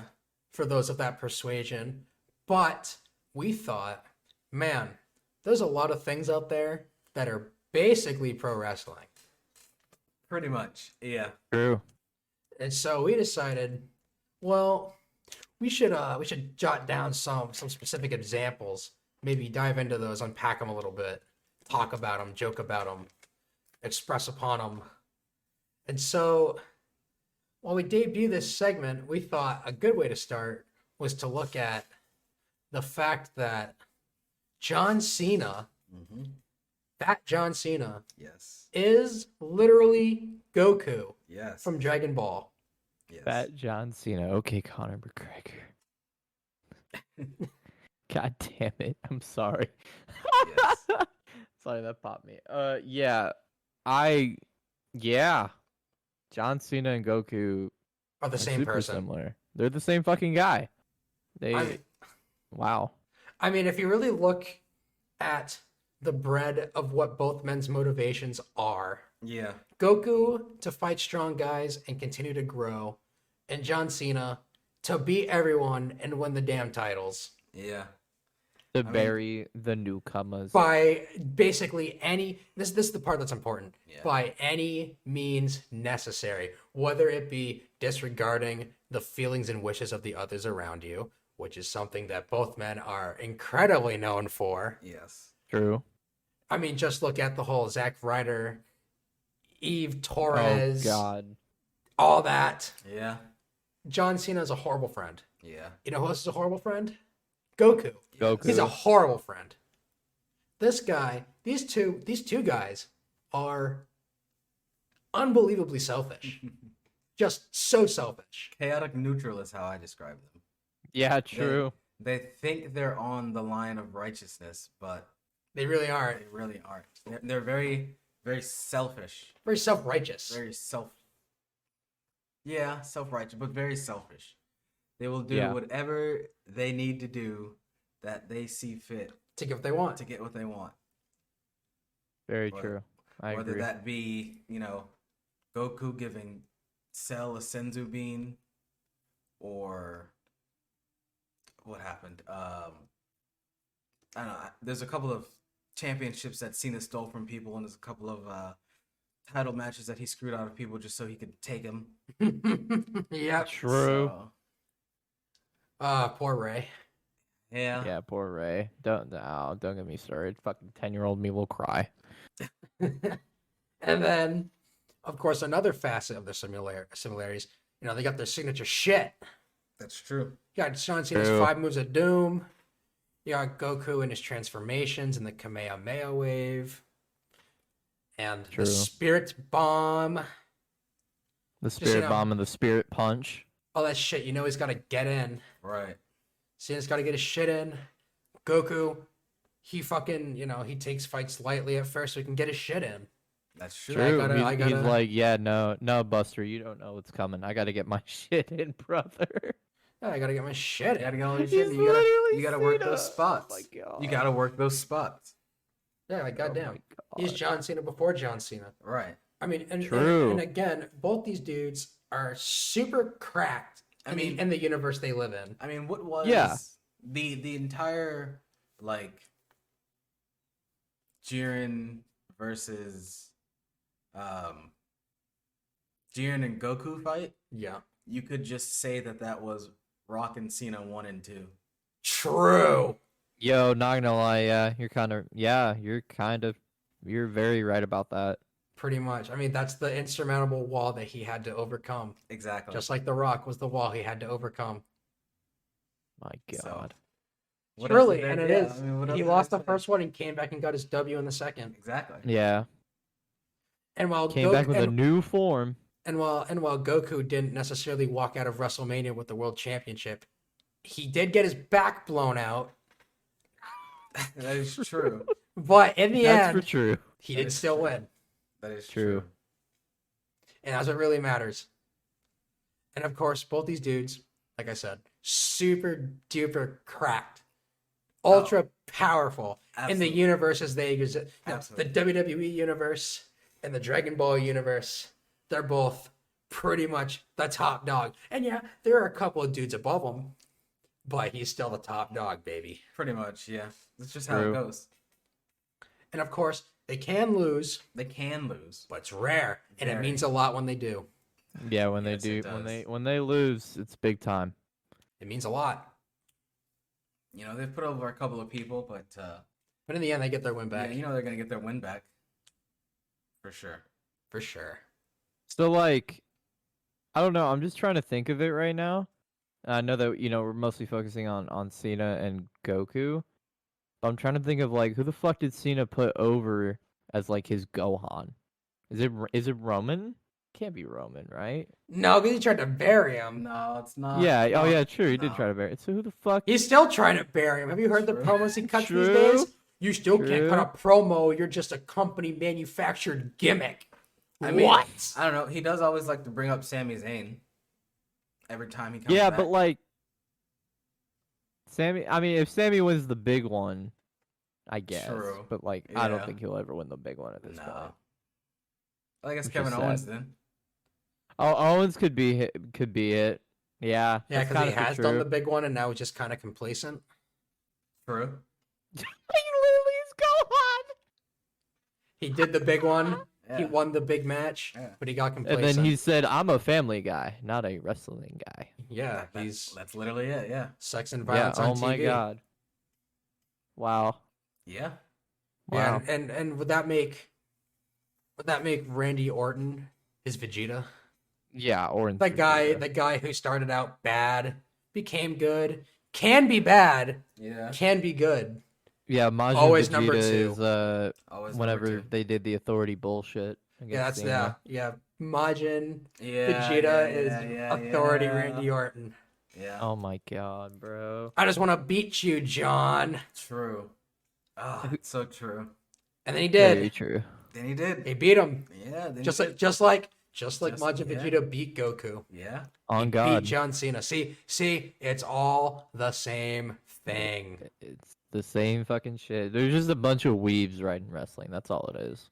They don't even know it. No, yeah. I don't even Yep. know it. Genuinely, that's fucking awesome. Yeah. So That's that, the dopest shit. So I guess I love that that. was the debut of our new segment that we don't have a name for yet.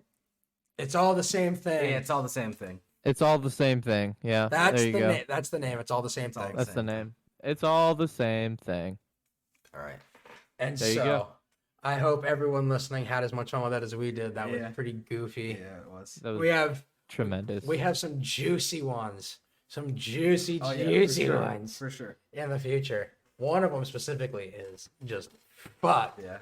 That one might be like a whole 30 minutes. Yeah. I'm glad we workshopped that one for sure. Oh man, that's crazy. So, this is not quite the blast from the past, brother, yet again. Yeah. Because we are the Taking Liberties Pro Wrestling Podcast, and that is what we do and what we are. Yes. But with the inclusion and at the suggestion of our good friend Max, we this week watched You Cannot Kill David Arquette. Yes. So obviously this is one of the things that was talked about a lot in 2020. I never got to see it when it was out. I also just straight up didn't want to pay for it. But in a couple wrestling servers, I saw that it was on Hulu, and I'm like, this could be really fun to watch. And not growing up when it was going on, I didn't really know much about David Arquette. Obviously, then like, Oh yeah, same. you know, I don't think he's Scream dude, and he was he's WCW World Heavyweight Champion. Yeah, he was in Scream and Eight-Legged Freaks, and that's all I really knew. Yeah. I mean, granted, I don't imagine that you grew up much of a WCW guy either, Max. No, I mean, because I mean that shit. I mean, I was shit. so late to WCW closed 6 months after I was born. I think WCW. Yeah, no, I don't think WCW was a thing when I was alive. But like, I went back and watched some stuff. I've watched some WCW stuff. Yeah. Off air, you need to tell me what your birthday is. 'Cause that's crazy. If you were born after WCW Let me closed, see. When did WCW close? 2001, like March, April. 2001. Yeah. So I was alive for like a couple months. Okay. See, so like, yeah. See, I was alive for like 6 months and they closed that shit. So of course, and Marquise here is old as shit, Huh. but he's not much of a WCW guy either. Not really. Can't blame you. I But, don't really care. To be honest, I know that I know it's got some good stuff, but honestly, I just don't care for it.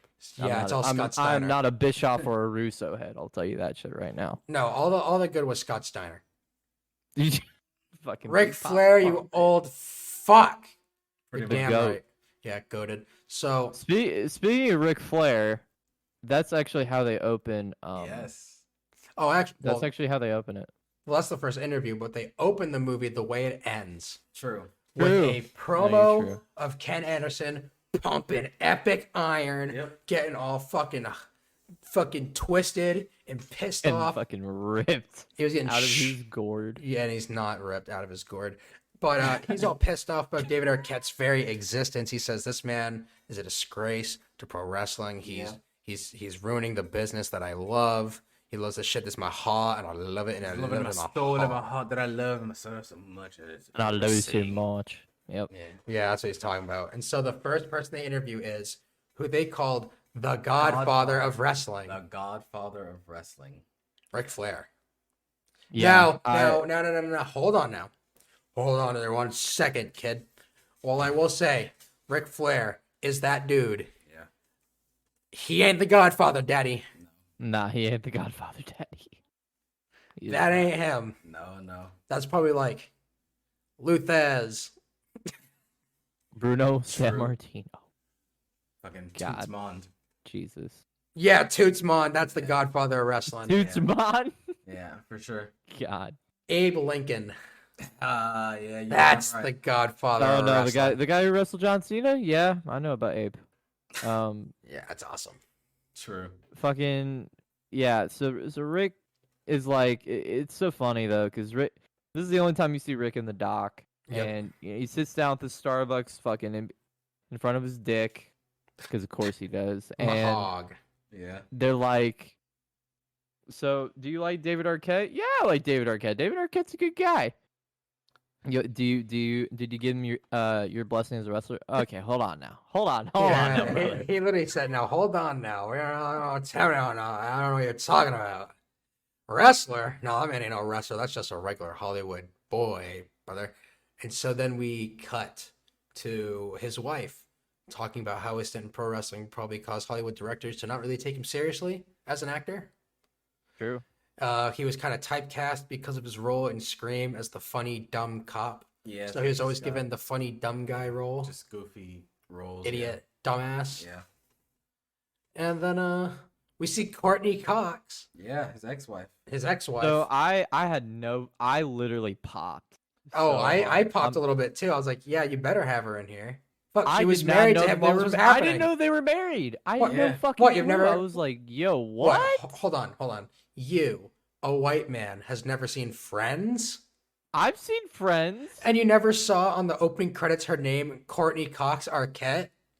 Oh fuck, that's wow. Did you never, or did you just never make that connection? You I never made the Goomba! connection. I guess Yeah. they were Goomba. married. I'm a Goomba. So Courtney Cox talks about thinking David's foray into wrestling was weird because she's trying to see some goddamn Earth, Wind, and Fire, and he wants to go to some goddamn wrestling shows. Yeah, I thought that was real weird of her to say, but I want to go see Earth, Wind, and Fire. Like, no, honey, he wants to be the Earth, Wind, and Fire in the ring, baby. Well, it was more so the fact that she was like, you know, he would rather go to a wrestling show than go to like Earth, Wind, and Fire. Yeah, it's like, is that so what? so what? All right, So Me what? too. Who cares? all right, I love Earth, Wind, I and Fire. would I'd too. still go to a wrestling show. all right. Oh, it was just real weird. So then we get to No, I agree. Eric Bischoff talking about he's talking to David Arquette, and they're talking about how he was told to never let a celebrity from Hollywood or outside of pro wrestling win the goddamn world title. And he says that if he wouldn't have done it if he would have known any better, Yeah. but it was all Vince Russo's idea because of course it was. And then we cut to Vince Russo on You Shoot, which you can probably The find somewhere best shit on ever. I YouTube. love You Shoot, bro. Yeah, you can find that somewhere on YouTube. I'm pretty find this very. It's on fucking- YouTube Yeah, for you can sure. find it. And they're talking about, Russo says, I'm gonna say it. This angle killed the business. Yeah, straight up, he just said it. Yeah, He's you know like, what? "Hey, I was wrong. I'm so did it. I think. I always forget the fucking interviewer's name, but he's like, yeah. Did it accomplish everything you wanted? Like you're on the cover of magazines and all that stuff. He's like, yeah, and It did but I everything I killed the wanted." business. And I'm like, yeah, you fucking did. You fucking. I hate Yeah. Vince Russo so fucking much. Yeah, dude's Oh just my talking about God. bro and bro and Yeah, it's really fucked up, honestly. He's a bad fucking look for all my Johns from New York too. So it makes me sad. So then David meets up with Brian Knobs of the Nasty Boys in some bar in Detroit to talk about a comeback. But it falls apart because Brian tells him, bro, you were trying to work too hot, too soon. You're out of your fucking league. You don't know what the fuck you're talking about. You're stupid, you're ugly, and you're fat. Yeah, And then Arquette calls one of his friends a fucking bitch, an asshole. True. And then a whole fight fucking begins. There's a bar fight, and I see the tenders on the whole-ass bar bar. fight, bro. Yeah, I've seen the chicken wings on the bar. I'm like, oh my god, bro, just eat your wings and shut up. true. Those things were busting. Oh my god. Yeah, David then says that he regrets never having really learned how to be a pro wrestler. yeah. He's like, yeah, I took bumps and I could move the story along, but I never really got it. yeah, He never said really did anything. Yeah. He said he ultimately cares about earning the respect of the fans, especially because he's been so admonished. So he wants to just Do something right- about it. Yeah, he wants to right that wrong. He just wants to do something about it. He wants to redeem the smear that he feels he left on pro wrestling. Yeah, Yeah. Then we And cut. it definitely sucks because like everyone's just gonna have the image of him as WCW champion in their head, like Mhm. it's ingrained, it's never gonna go away. But the fact that he at least like I have a lot of respect for this business, and if I can redeem myself, like that's something I want to do. I mean, I think he redeemed himself. I respect it. personally. I mean, yeah, a lot. I think he redeemed himself Especially- after that fucking day he had in Mexico. That was oh, yeah. cracked. I agree. That day in I Mexico was agree. cracked. I couldn't believe he did all that shit in a single day. Yeah, that shit was really great. Yeah. Yeah, so so he's trying to redeem himself, and we cut to David Arquette at home with his family, and they show him with a human-sized tennis racket, and I thought that shit was fucking awesome. Dude. He had a big His ball. whole backyard has like the big chair and the big fucking Yeah. tennis Yeah, like, racket. this is awesome. Love it. I think I need to go back and get a picture of that, just so I can True. make it like an emote out of that or something, like big tennis. Hell racket. yeah. Post it on Like Twitter. fuck big spoon. It's big racket. Big racket, baby. Yeah, it's awesome. So then Hell yeah. David consults a whole bunch of different doctors which he should have. So Yeah. smart on him. He consults a ton of doctors to determine whether he can actually like physically handle wrestling because he's got all sorts of physical ailments. One doctor fucking shot him up with ketamine. Oh, dude, he got shot with like Bro, 6 different dude- needles. They were fucking him up. Literally fucking sits there and I'm like, I'm just watching, and they're talking about his heart and stuff, and like, and then they cut to his wife talking about, oh, you know, he's got a lot of heart ailments, but he's really, his wife's like, oh yeah, he's really, really anxious all the time. And then they're just like, oh yeah, we hear ketamine is really great for anxiety. We're just gonna shoot him up one time, brother. brother. It wasn't one time. It was 6 times in one time. Or it was 6 times. True. I mean, shit. Shit. I can even run it down real quick. So you got David Arquette laying down in a hospital bed. Yeah. And he's got fucking 2 medical personnel on either side of him. And they put the little fucking gimmick in his arm so they can administer shit to him. Yeah. And they're talking about ketamine. And of course, David Arquette being David Arquette, talking about ketamine, goes, ketamine. Yeah. He starts laughing his ass off. And you know what? I probably would have too. Yeah. Then after like the second or third fucking shot in a row they gave him, he starts getting real aggressive. Fucking sits up, starts Yeah, he got fighting. super pissed. He gets super mad for no reason. Starts getting real mad. Well, they did just start shooting him up with a bunch of drugs. Oh, yeah, they were Yeah, I shooting think it was him just up. the reaction to the drugs, probably. Hey, it's it's no going reason. nuts. I was like, damn, brother, why'd you gotta shoot with all this shit? But did all that shit to him. He eventually fucking passes out. He gets super fucked up. He's gonna run over some fucking kids with his Honda Civic. Yeah. Shouts out my man's ketamine Yoda. God almighty, what a shout. Man was ultra high, and then they show us some brain scans to find out that David's brain simply isn't wired normally. Yeah. Simple as that. Pretty much. His brain ain't normal. His frontal cortex is slightly underdeveloped, and his brain is not wired normally, as they said. Which is why he is a maniac. Wild man. David talks about his dad and the start of his love for wrestling. They go over some of David's shittier upbringing because his mom's a bitch. Yeah. Mom's a fucking asshole, bro. I feel that. Can relate. Can relate. Shit sucks. Shit just sucks. And so, he calls up Chris Harris, of all people, the Wildcat, to talk about some future booking for his Fed or whatever. Talk about some shit he wants to do. Yeah. It seemed like he got some good news about that. David then goes to his garage and storage units, and he shows off this marionette of Kanye West that he owns. Super weird. Which is super weird. I'm not because gonna lie, apparently... I popped so hard for that. I'm like, bro, he's got fucking Kanye. I know this motherfucker is doing some dope ass puppeteering in the garage. Yeah, like he's a Yeah, but it's weird. Apparently, David Arquette is It's a huge weird, but puppeteer. it's funny. Yeah, I liked it. Big puppeteer, apparently. Yeah, just apparently it's a puppeteer. Yeah, It's super fun because we see more of it later. Yeah. And they said that they said his dad was a puppeteerist. Okay. Puppeteerist and a clown. Well, still fucking weird, bro. Because that's where the whole wrestling and carnies, bro. So that's where all that shit comes from. Fair enough. Mm-hmm. I just think it's super suspicious that he has Kanye West. Yeah, it's really just weird. Oh no, like that's fair. I just thought like, oh man, like this dude's just got like a fucking like it's kind of based and then it's kind of weird. Yeah. So yeah like 80-20 weird to based. So then David goes to see a photographer. This dude's lit. He goes to get some pictures done up because he's going to a convention signing. And he manages to he works as photographer into a motherfucking shoot. Hell yeah. He was working him super hard. He was working the cameraman so hard, he was feeling it. He was like, oh yeah, pose like this. Yeah, like that. Yeah, this is great. Yeah. He was getting crazy. I was like, oh my God. And then after all that hype, we cut to David Arquette having nobody show up at his table at this convention. Yeah, he's just sitting there all sad next to not Conrad Thompson. Yeah. God damn it. This dude's trying to sell real estate. True.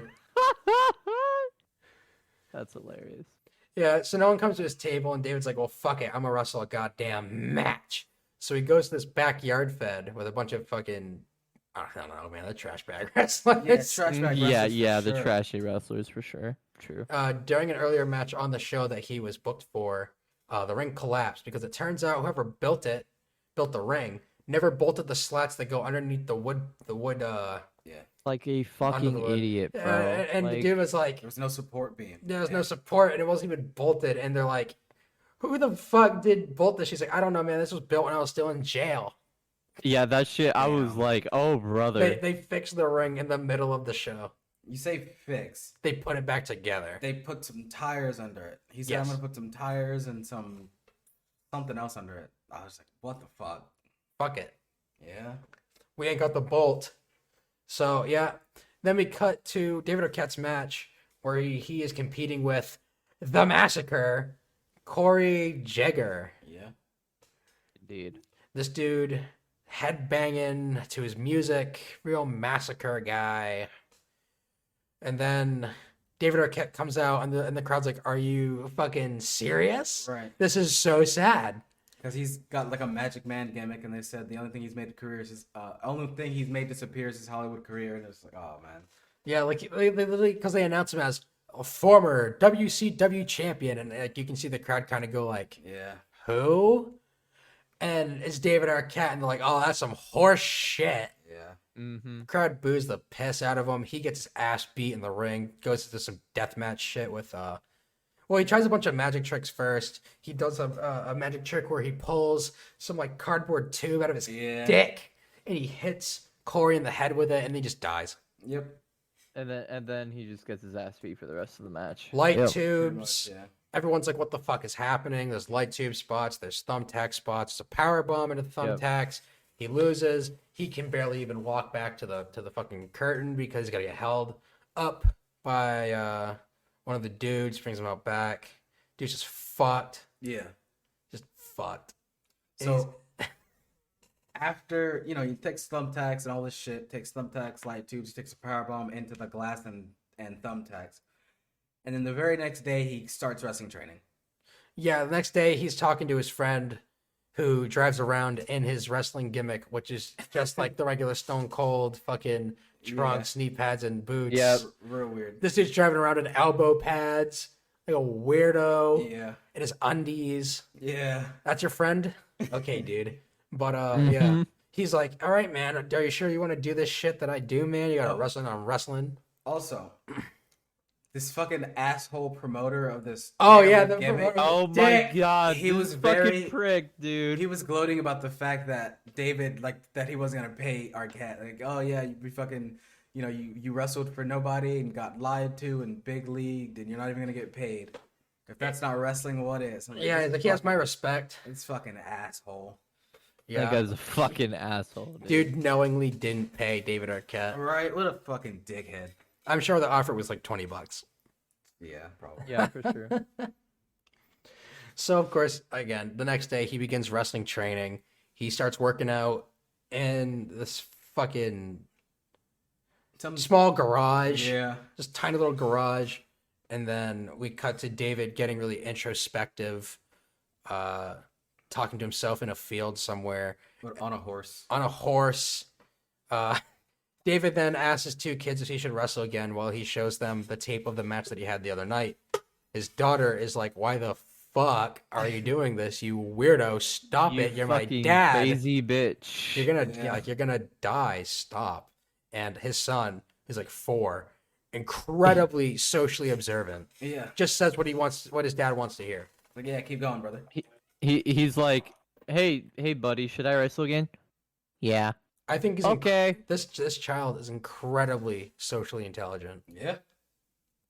To know, He's that dude? just say yes. That's what your dad wants to hear. Make him happy, brother. Imagine if both kids said no, like, no, this shit sucks. And he's like, ah. Yeah, so after David resonates in a field on a horse or whatever, he then goes down to Mexico to train with DDP and then some luchadors. Yeah, he was down to Cancun with his cop buddy Jerry, Yeah. who he took into the Super Bowl because he saw he had a Sandy Hook First responders. first responders shirt on, Yeah. and they became good friends. Still a cop, Yeah. Yep. We all know how we feel about them. but yeah, they go down to Cancun, Mexico, so that fucking DDP and David Arquette can do DDP yoga on a beach somewhere.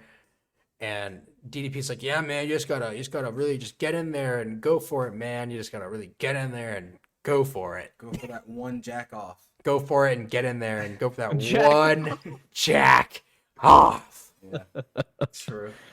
Which then- is so funny because they make DDP look like such a fucking like he looks like the guru from fucking Avatar: The Last Airbender. Yeah, he does. Where he's just like on the rock doing DDP yoga. I'm like, Yeah, he's I like the DDP, guru. but come on now, brother, you're giving him a lot of love here. Yeah, then he goes down to a gym in Tijuana, Mexico to train with some luchadors. And he struggles with doing a Hurricane Rana until he just fucking simply does it. Wasn't even her corner, just a head scissors takeover Whatever. or takedown. Excuse me. Whatever. A head scissors Frankensteiner. Yeah, he does it. He does a learns that- flying head scissors. Yeah. I mean, okay, I know I'm not, I can't do the wrestling for obvious reasons, but like, I feel like it would take you a minute, right? To learn like what leg goes first and stuff like that. He looked like he Yeah. had a little bit of trouble, but he was in Yeah. shape. He did it, and that was a spot he did it in every match he wrestled since Yeah, it then. was his die move. yeah, I mean, Yeah. he very quickly perfected that move. Literally Yeah, the same which is- day. which is cool. So Yeah, honestly. As far as the editing tells me, that after he learned how to do this, he then went with the boys and went down the street and saw some street wrestlers Yeah. that really like cracking each other in the head with a chair. Yeah, Like they really true. like to do that. And so of course, they get footage of these dudes just working a fucking match in front of an intersection Yeah. where super famous intersection in Tijuana. They love doing that shit. They do that shit every day for change from well, people. I'm sure they make at least something. Yeah. Yeah, Especially if they're doing No, it but all it's- day. yeah. I mean, no, they seemed pissed when So David Arquette gets involved with them, and he wrestles a match out on the street with them, but he like walks off the street before realizing that he has to go pretty much panhandle for change after doing that. Yeah. Like walk around the cars and ask for change and like, donations and shit. And they're like, "Yo, go get the money, dude." And he's like walking around like he has no clue what's going on. He's like, money, money, money." And obviously, no one gives him any fucking money. He's being a weirdo. Right. And so he comes back. He's like, "Sorry guys, didn't get any money. Sorry guys." And they're like, "Man, I thought this white boy was cool." yeah. Yeah, they straight up called him a gringo and was like, "Yeah, no, I thought this gringo was cool." I'm like, "Oh boy, they said the thing, and they are right." Yeah. Um, So then they do it again. He works another match, This time, much better. much better match in the street. Did a this way time. better job. It was yeah. actually decent. Yeah. And Mm-hmm. shit, they do the thing, and there's a spot where they have some weird metal bars that are kind of like a ladder, but like super wide. Yeah. And Arquette gets Irish whipped up onto it, and he runs up it, and he does a fucking flying crossbody off of it to the dude's safest looking thing I ever seen in my life. Yeah. Super safe Yeah. bump. They rolled through it. Yeah. Looked And cool. then And huge- everyone was going, and Yeah, people were honking their honking their horns and horns, going yeah. fucking crazy Huge for pop. it. Yeah, they popped for it for sure. Yeah, and they collected their money, and David was, cool with the boys after that, because, like, yeah, he's one crazy white boy. True. That's awesome. And so later, again, according to the editing of this, later that night, Yeah. David gets, okay, first he goes up to the bars with the boys after the wrestling stuff in the street. Then he gets a tattoo of El Santos Yeah. on his back of his shoulder. Yeah. It's El Santo on the back of his shoulder. And then he goes and fucking works an 8-man tag match on some fucking show in some gym in Mexico. Yeah. And he was fucking killing it. Yeah, he was doing his shit. They gave him a mask and everything. Yeah, Yeah. went out there and did the thing. Like, and it was fun. It was good. Yeah, Looked and- good. The guys liked him enough that they gave him one of the masks of Yeah, one of the boys one of the gave, guys. yeah, one of the guys gave him their mask signed, and he Yeah. was, I mean, you could tell he was very honored by it. Yeah, for sure. Like, Yeah, and he like, it meant a looked lot to like him he to was get about that to cry or respect. was crying. Yeah. Yeah. I mean, shit, I wouldn't blame him. That's crazy. Mm-hmm. So, after this like crazy weekend in Mexico that David Arquette's had, he's like, "Damn, my body hurts. Yeah. My everything hurts. I need to go see a doctor. I think I'm dying." He fears that he may have some internal bleeding, so he sees a doctor. Turns out he's fine. And then RJ City, fucking indie wrestler, for anyone Yeah. who doesn't know, pretty big on the indie scene these days. He Yeah, calls he's out pretty big now. he calls out David Arquette on Twitter.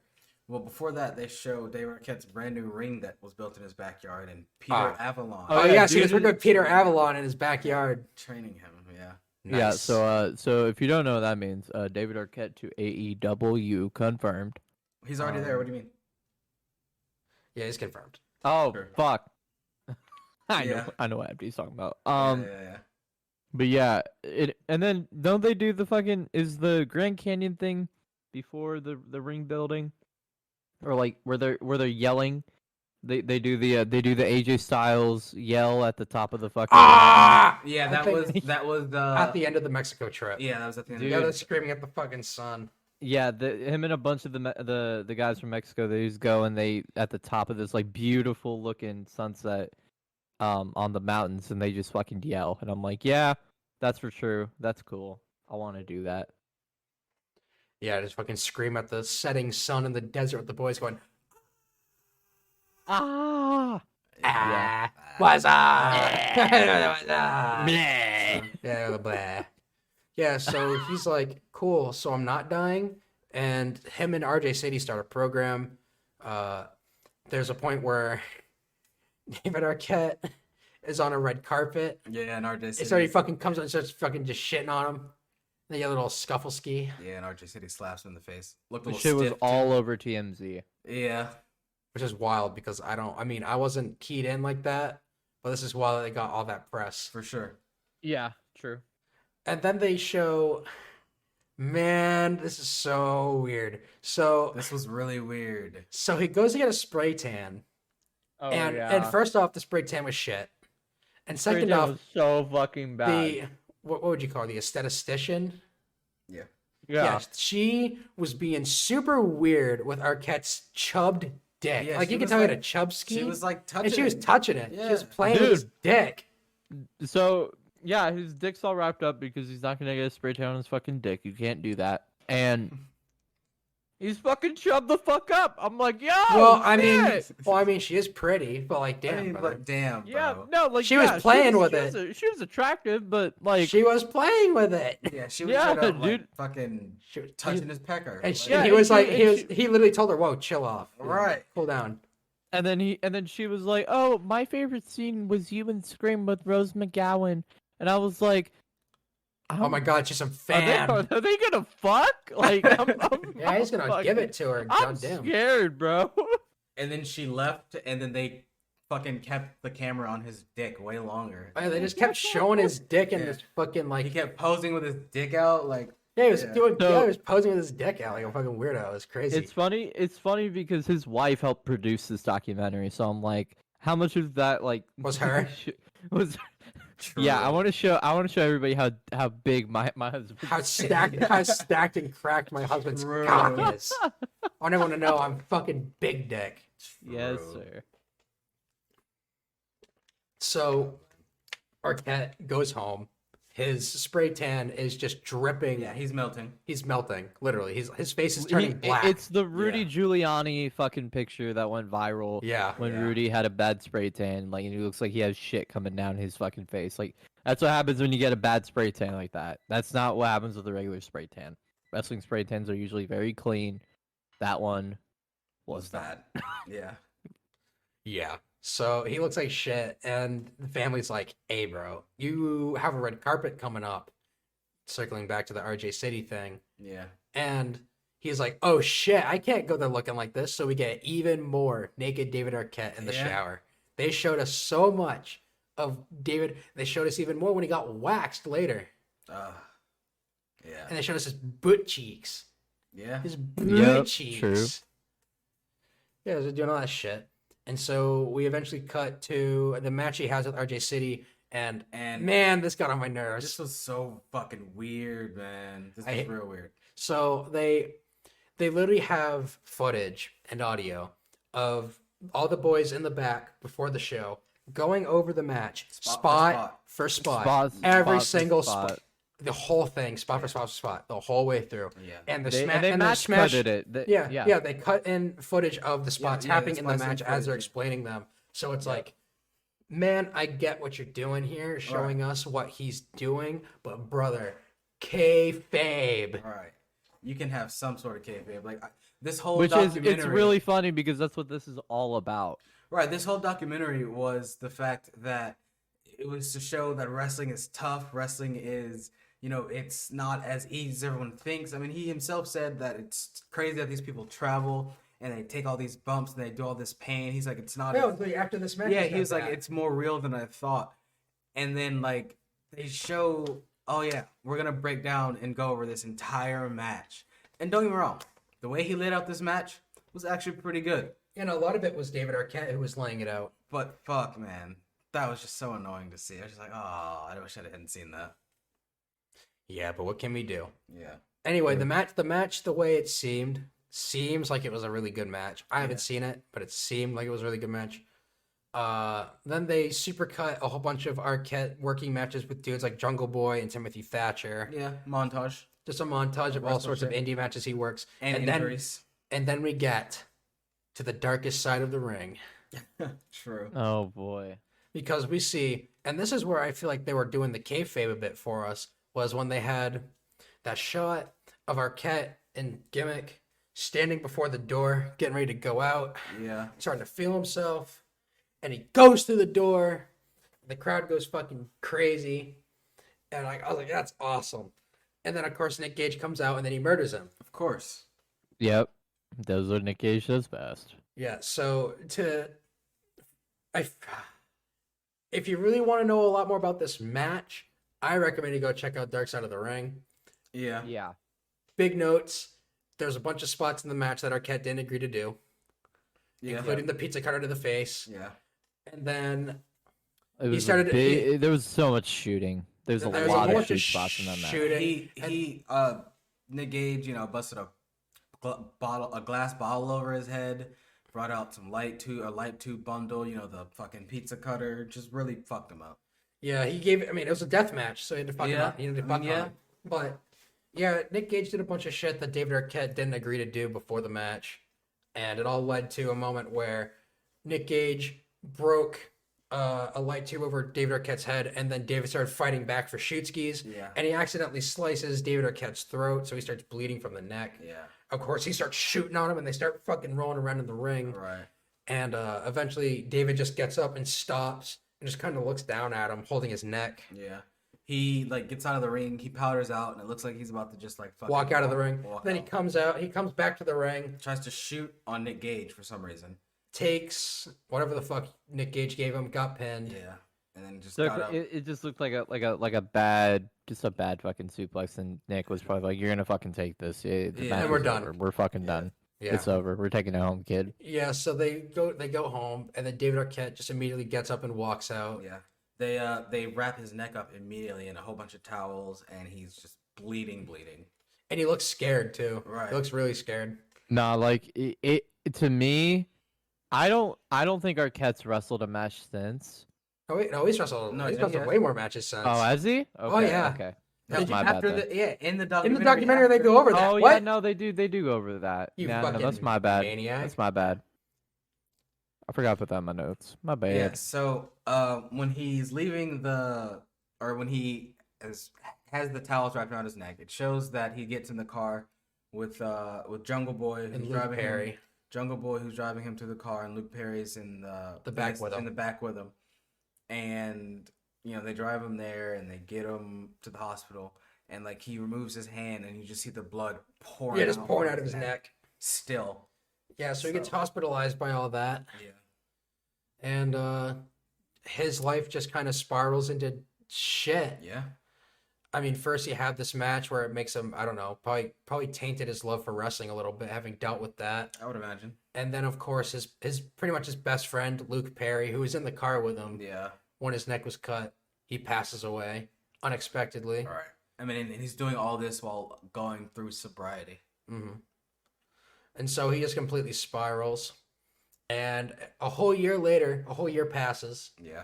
Yep. and pro wrestling saves David Arquette's life yet again. Yeah. Mm-hmm. No more drinking, no more smoking. He's healthy, he's happy. And he works a match with Jungle Boy. and he cuts a promo saying that he's going to go far places, kid. And then he works another match where we finally circle back to the beginning with Ken Anderson. True. They work their match. Arquette wins with a flying crossbody from the top because sure. Yeah. He wins. Everyone's happy. Booker T gets in the ring, endorses David Arquette, points at him. That's my big homie. That's my big homie. He's in my fave 5. True. Damn right. Everyone's happy. Straight. David Arquette gets a happy ending. And that's essentially the end of the documentary. Yeah. It was really good. It was really good. It was a fun watch. It was a fun watch. It was fun. Honestly, I'm happy for David, and I did a little shoot look at his Twitter. He's doing stuff for Wrestling Pro Wrestling right Oh, now. wow. Nice. As Rob Boss, and he controls a tree while he Nice. paints. That's awesome. So Tree guy. so yeah, if anybody wants to look at David's stuff that he's doing right now, that was a couple days ago, 4 days ago is when he started doing that for Wrestling Pro Wrestling. So Nice. That's He- awesome. he's still doing his thing. I'm happy for him. He definitely redeemed himself, I think. For I sure. think I Definitely mean, got too. his honor back for sure. he earned my respect, that's for sure. Yeah, absolutely. Yeah, I completely agree. To me, anybody who's willing to get into the fucking ring with Nick Gage for a fucking death match, Has my respect. Because you got to be a different level of dumb. Right. you have to have Nuts. some of the biggest balls ever. Well, we did see he like- had a big pecker. True. He was packing the pecker. That's for true. That's for true. But yeah, I was happy to see that in the end, David got the happy ending he wanted and so much deserved, especially for all the shit he put up with. Absolutely. Between, shitty backyard trash bag promoter and, the death of his friend and getting his neck sliced. Now, through it all, David Arquette came out on top, and I can respect that. And yeah, I mean, absolutely, he definitely earned my respect. I mean, just watching this documentary, I was like, I have to respect this guy. Absolutely. Yep. Especially considering how quickly he picked everything up. Yeah, too. I mean, everything happened in really rapid succession. Yeah, they said that he had only really trained for about a year. Yeah, and he's 49. He Yeah. turns 50 this year. So Yeah, it's really crazy. So good on him. mhm. Good on him. Well, I think that was episode 24. 24 of the Taking Liberties Pro Wrestling Podcast. We checked out Hard Justice and You Cannot Kill David Arquette with our friend Max, MC Will Easy. If you want to plug your shit again, Max, real quick before we get out of here, you can feel free. I appreciate it. Twitter.com/MCWheeleasy, capital MCW and E. I talk a lot about the Graps. I talk a lot about the shows I watch. I'm a little bit of a drama queen, but that's just what we do around here. And we talk about sports a lot on my Twitter. And I stream every now and again on twitch.tv/MCWheeleasy. Gonna actually be trying to do some stuff with these boys here. Eventually, trying to get like a little bit of a little gaming tournament ski time thing. So look Yeah. out for that. I know the boys will be promoting that whenever we get that thing rolling. So Yes, sir. it'll be fun. And of course, go leave these boys a good old review on Apple if you You're are on damn Apple right. Podcasts. If you didn't do it when Max was doing it, you better do it right now. I mean, shit, the show's about to end anyway. So why not do something Right. with these last precious moments you have with us for this week? I really feel like if I demand it hard enough, I can just convince you to do it because you will listen to what I tell you. True. You know why? True. Because I run this shit with my brother, and we run this shit together. You're damn right. And so, check us out on Twitter at TLPWP. Find us on Patreon if you want to go the extra mile Yes, sir. at patreon.com/TLPWP. Like our boy Max does. Like our boy Max does, and our boy Nick. Yes, And our sir. boy Nick. Yes, sir. And you can find us literally everywhere: YouTube, Google Play, iTunes, Yeah. Breaker, Stitcher, what else we got? Yeah, Bullhorn, Owl, Blueberry, everywhere, Yeah. anywhere, all the places, every place. Thank you so much for listening to the Taking Liberties Pro Wrestling Podcast. We've been taking liberties on your ass. Goodbye.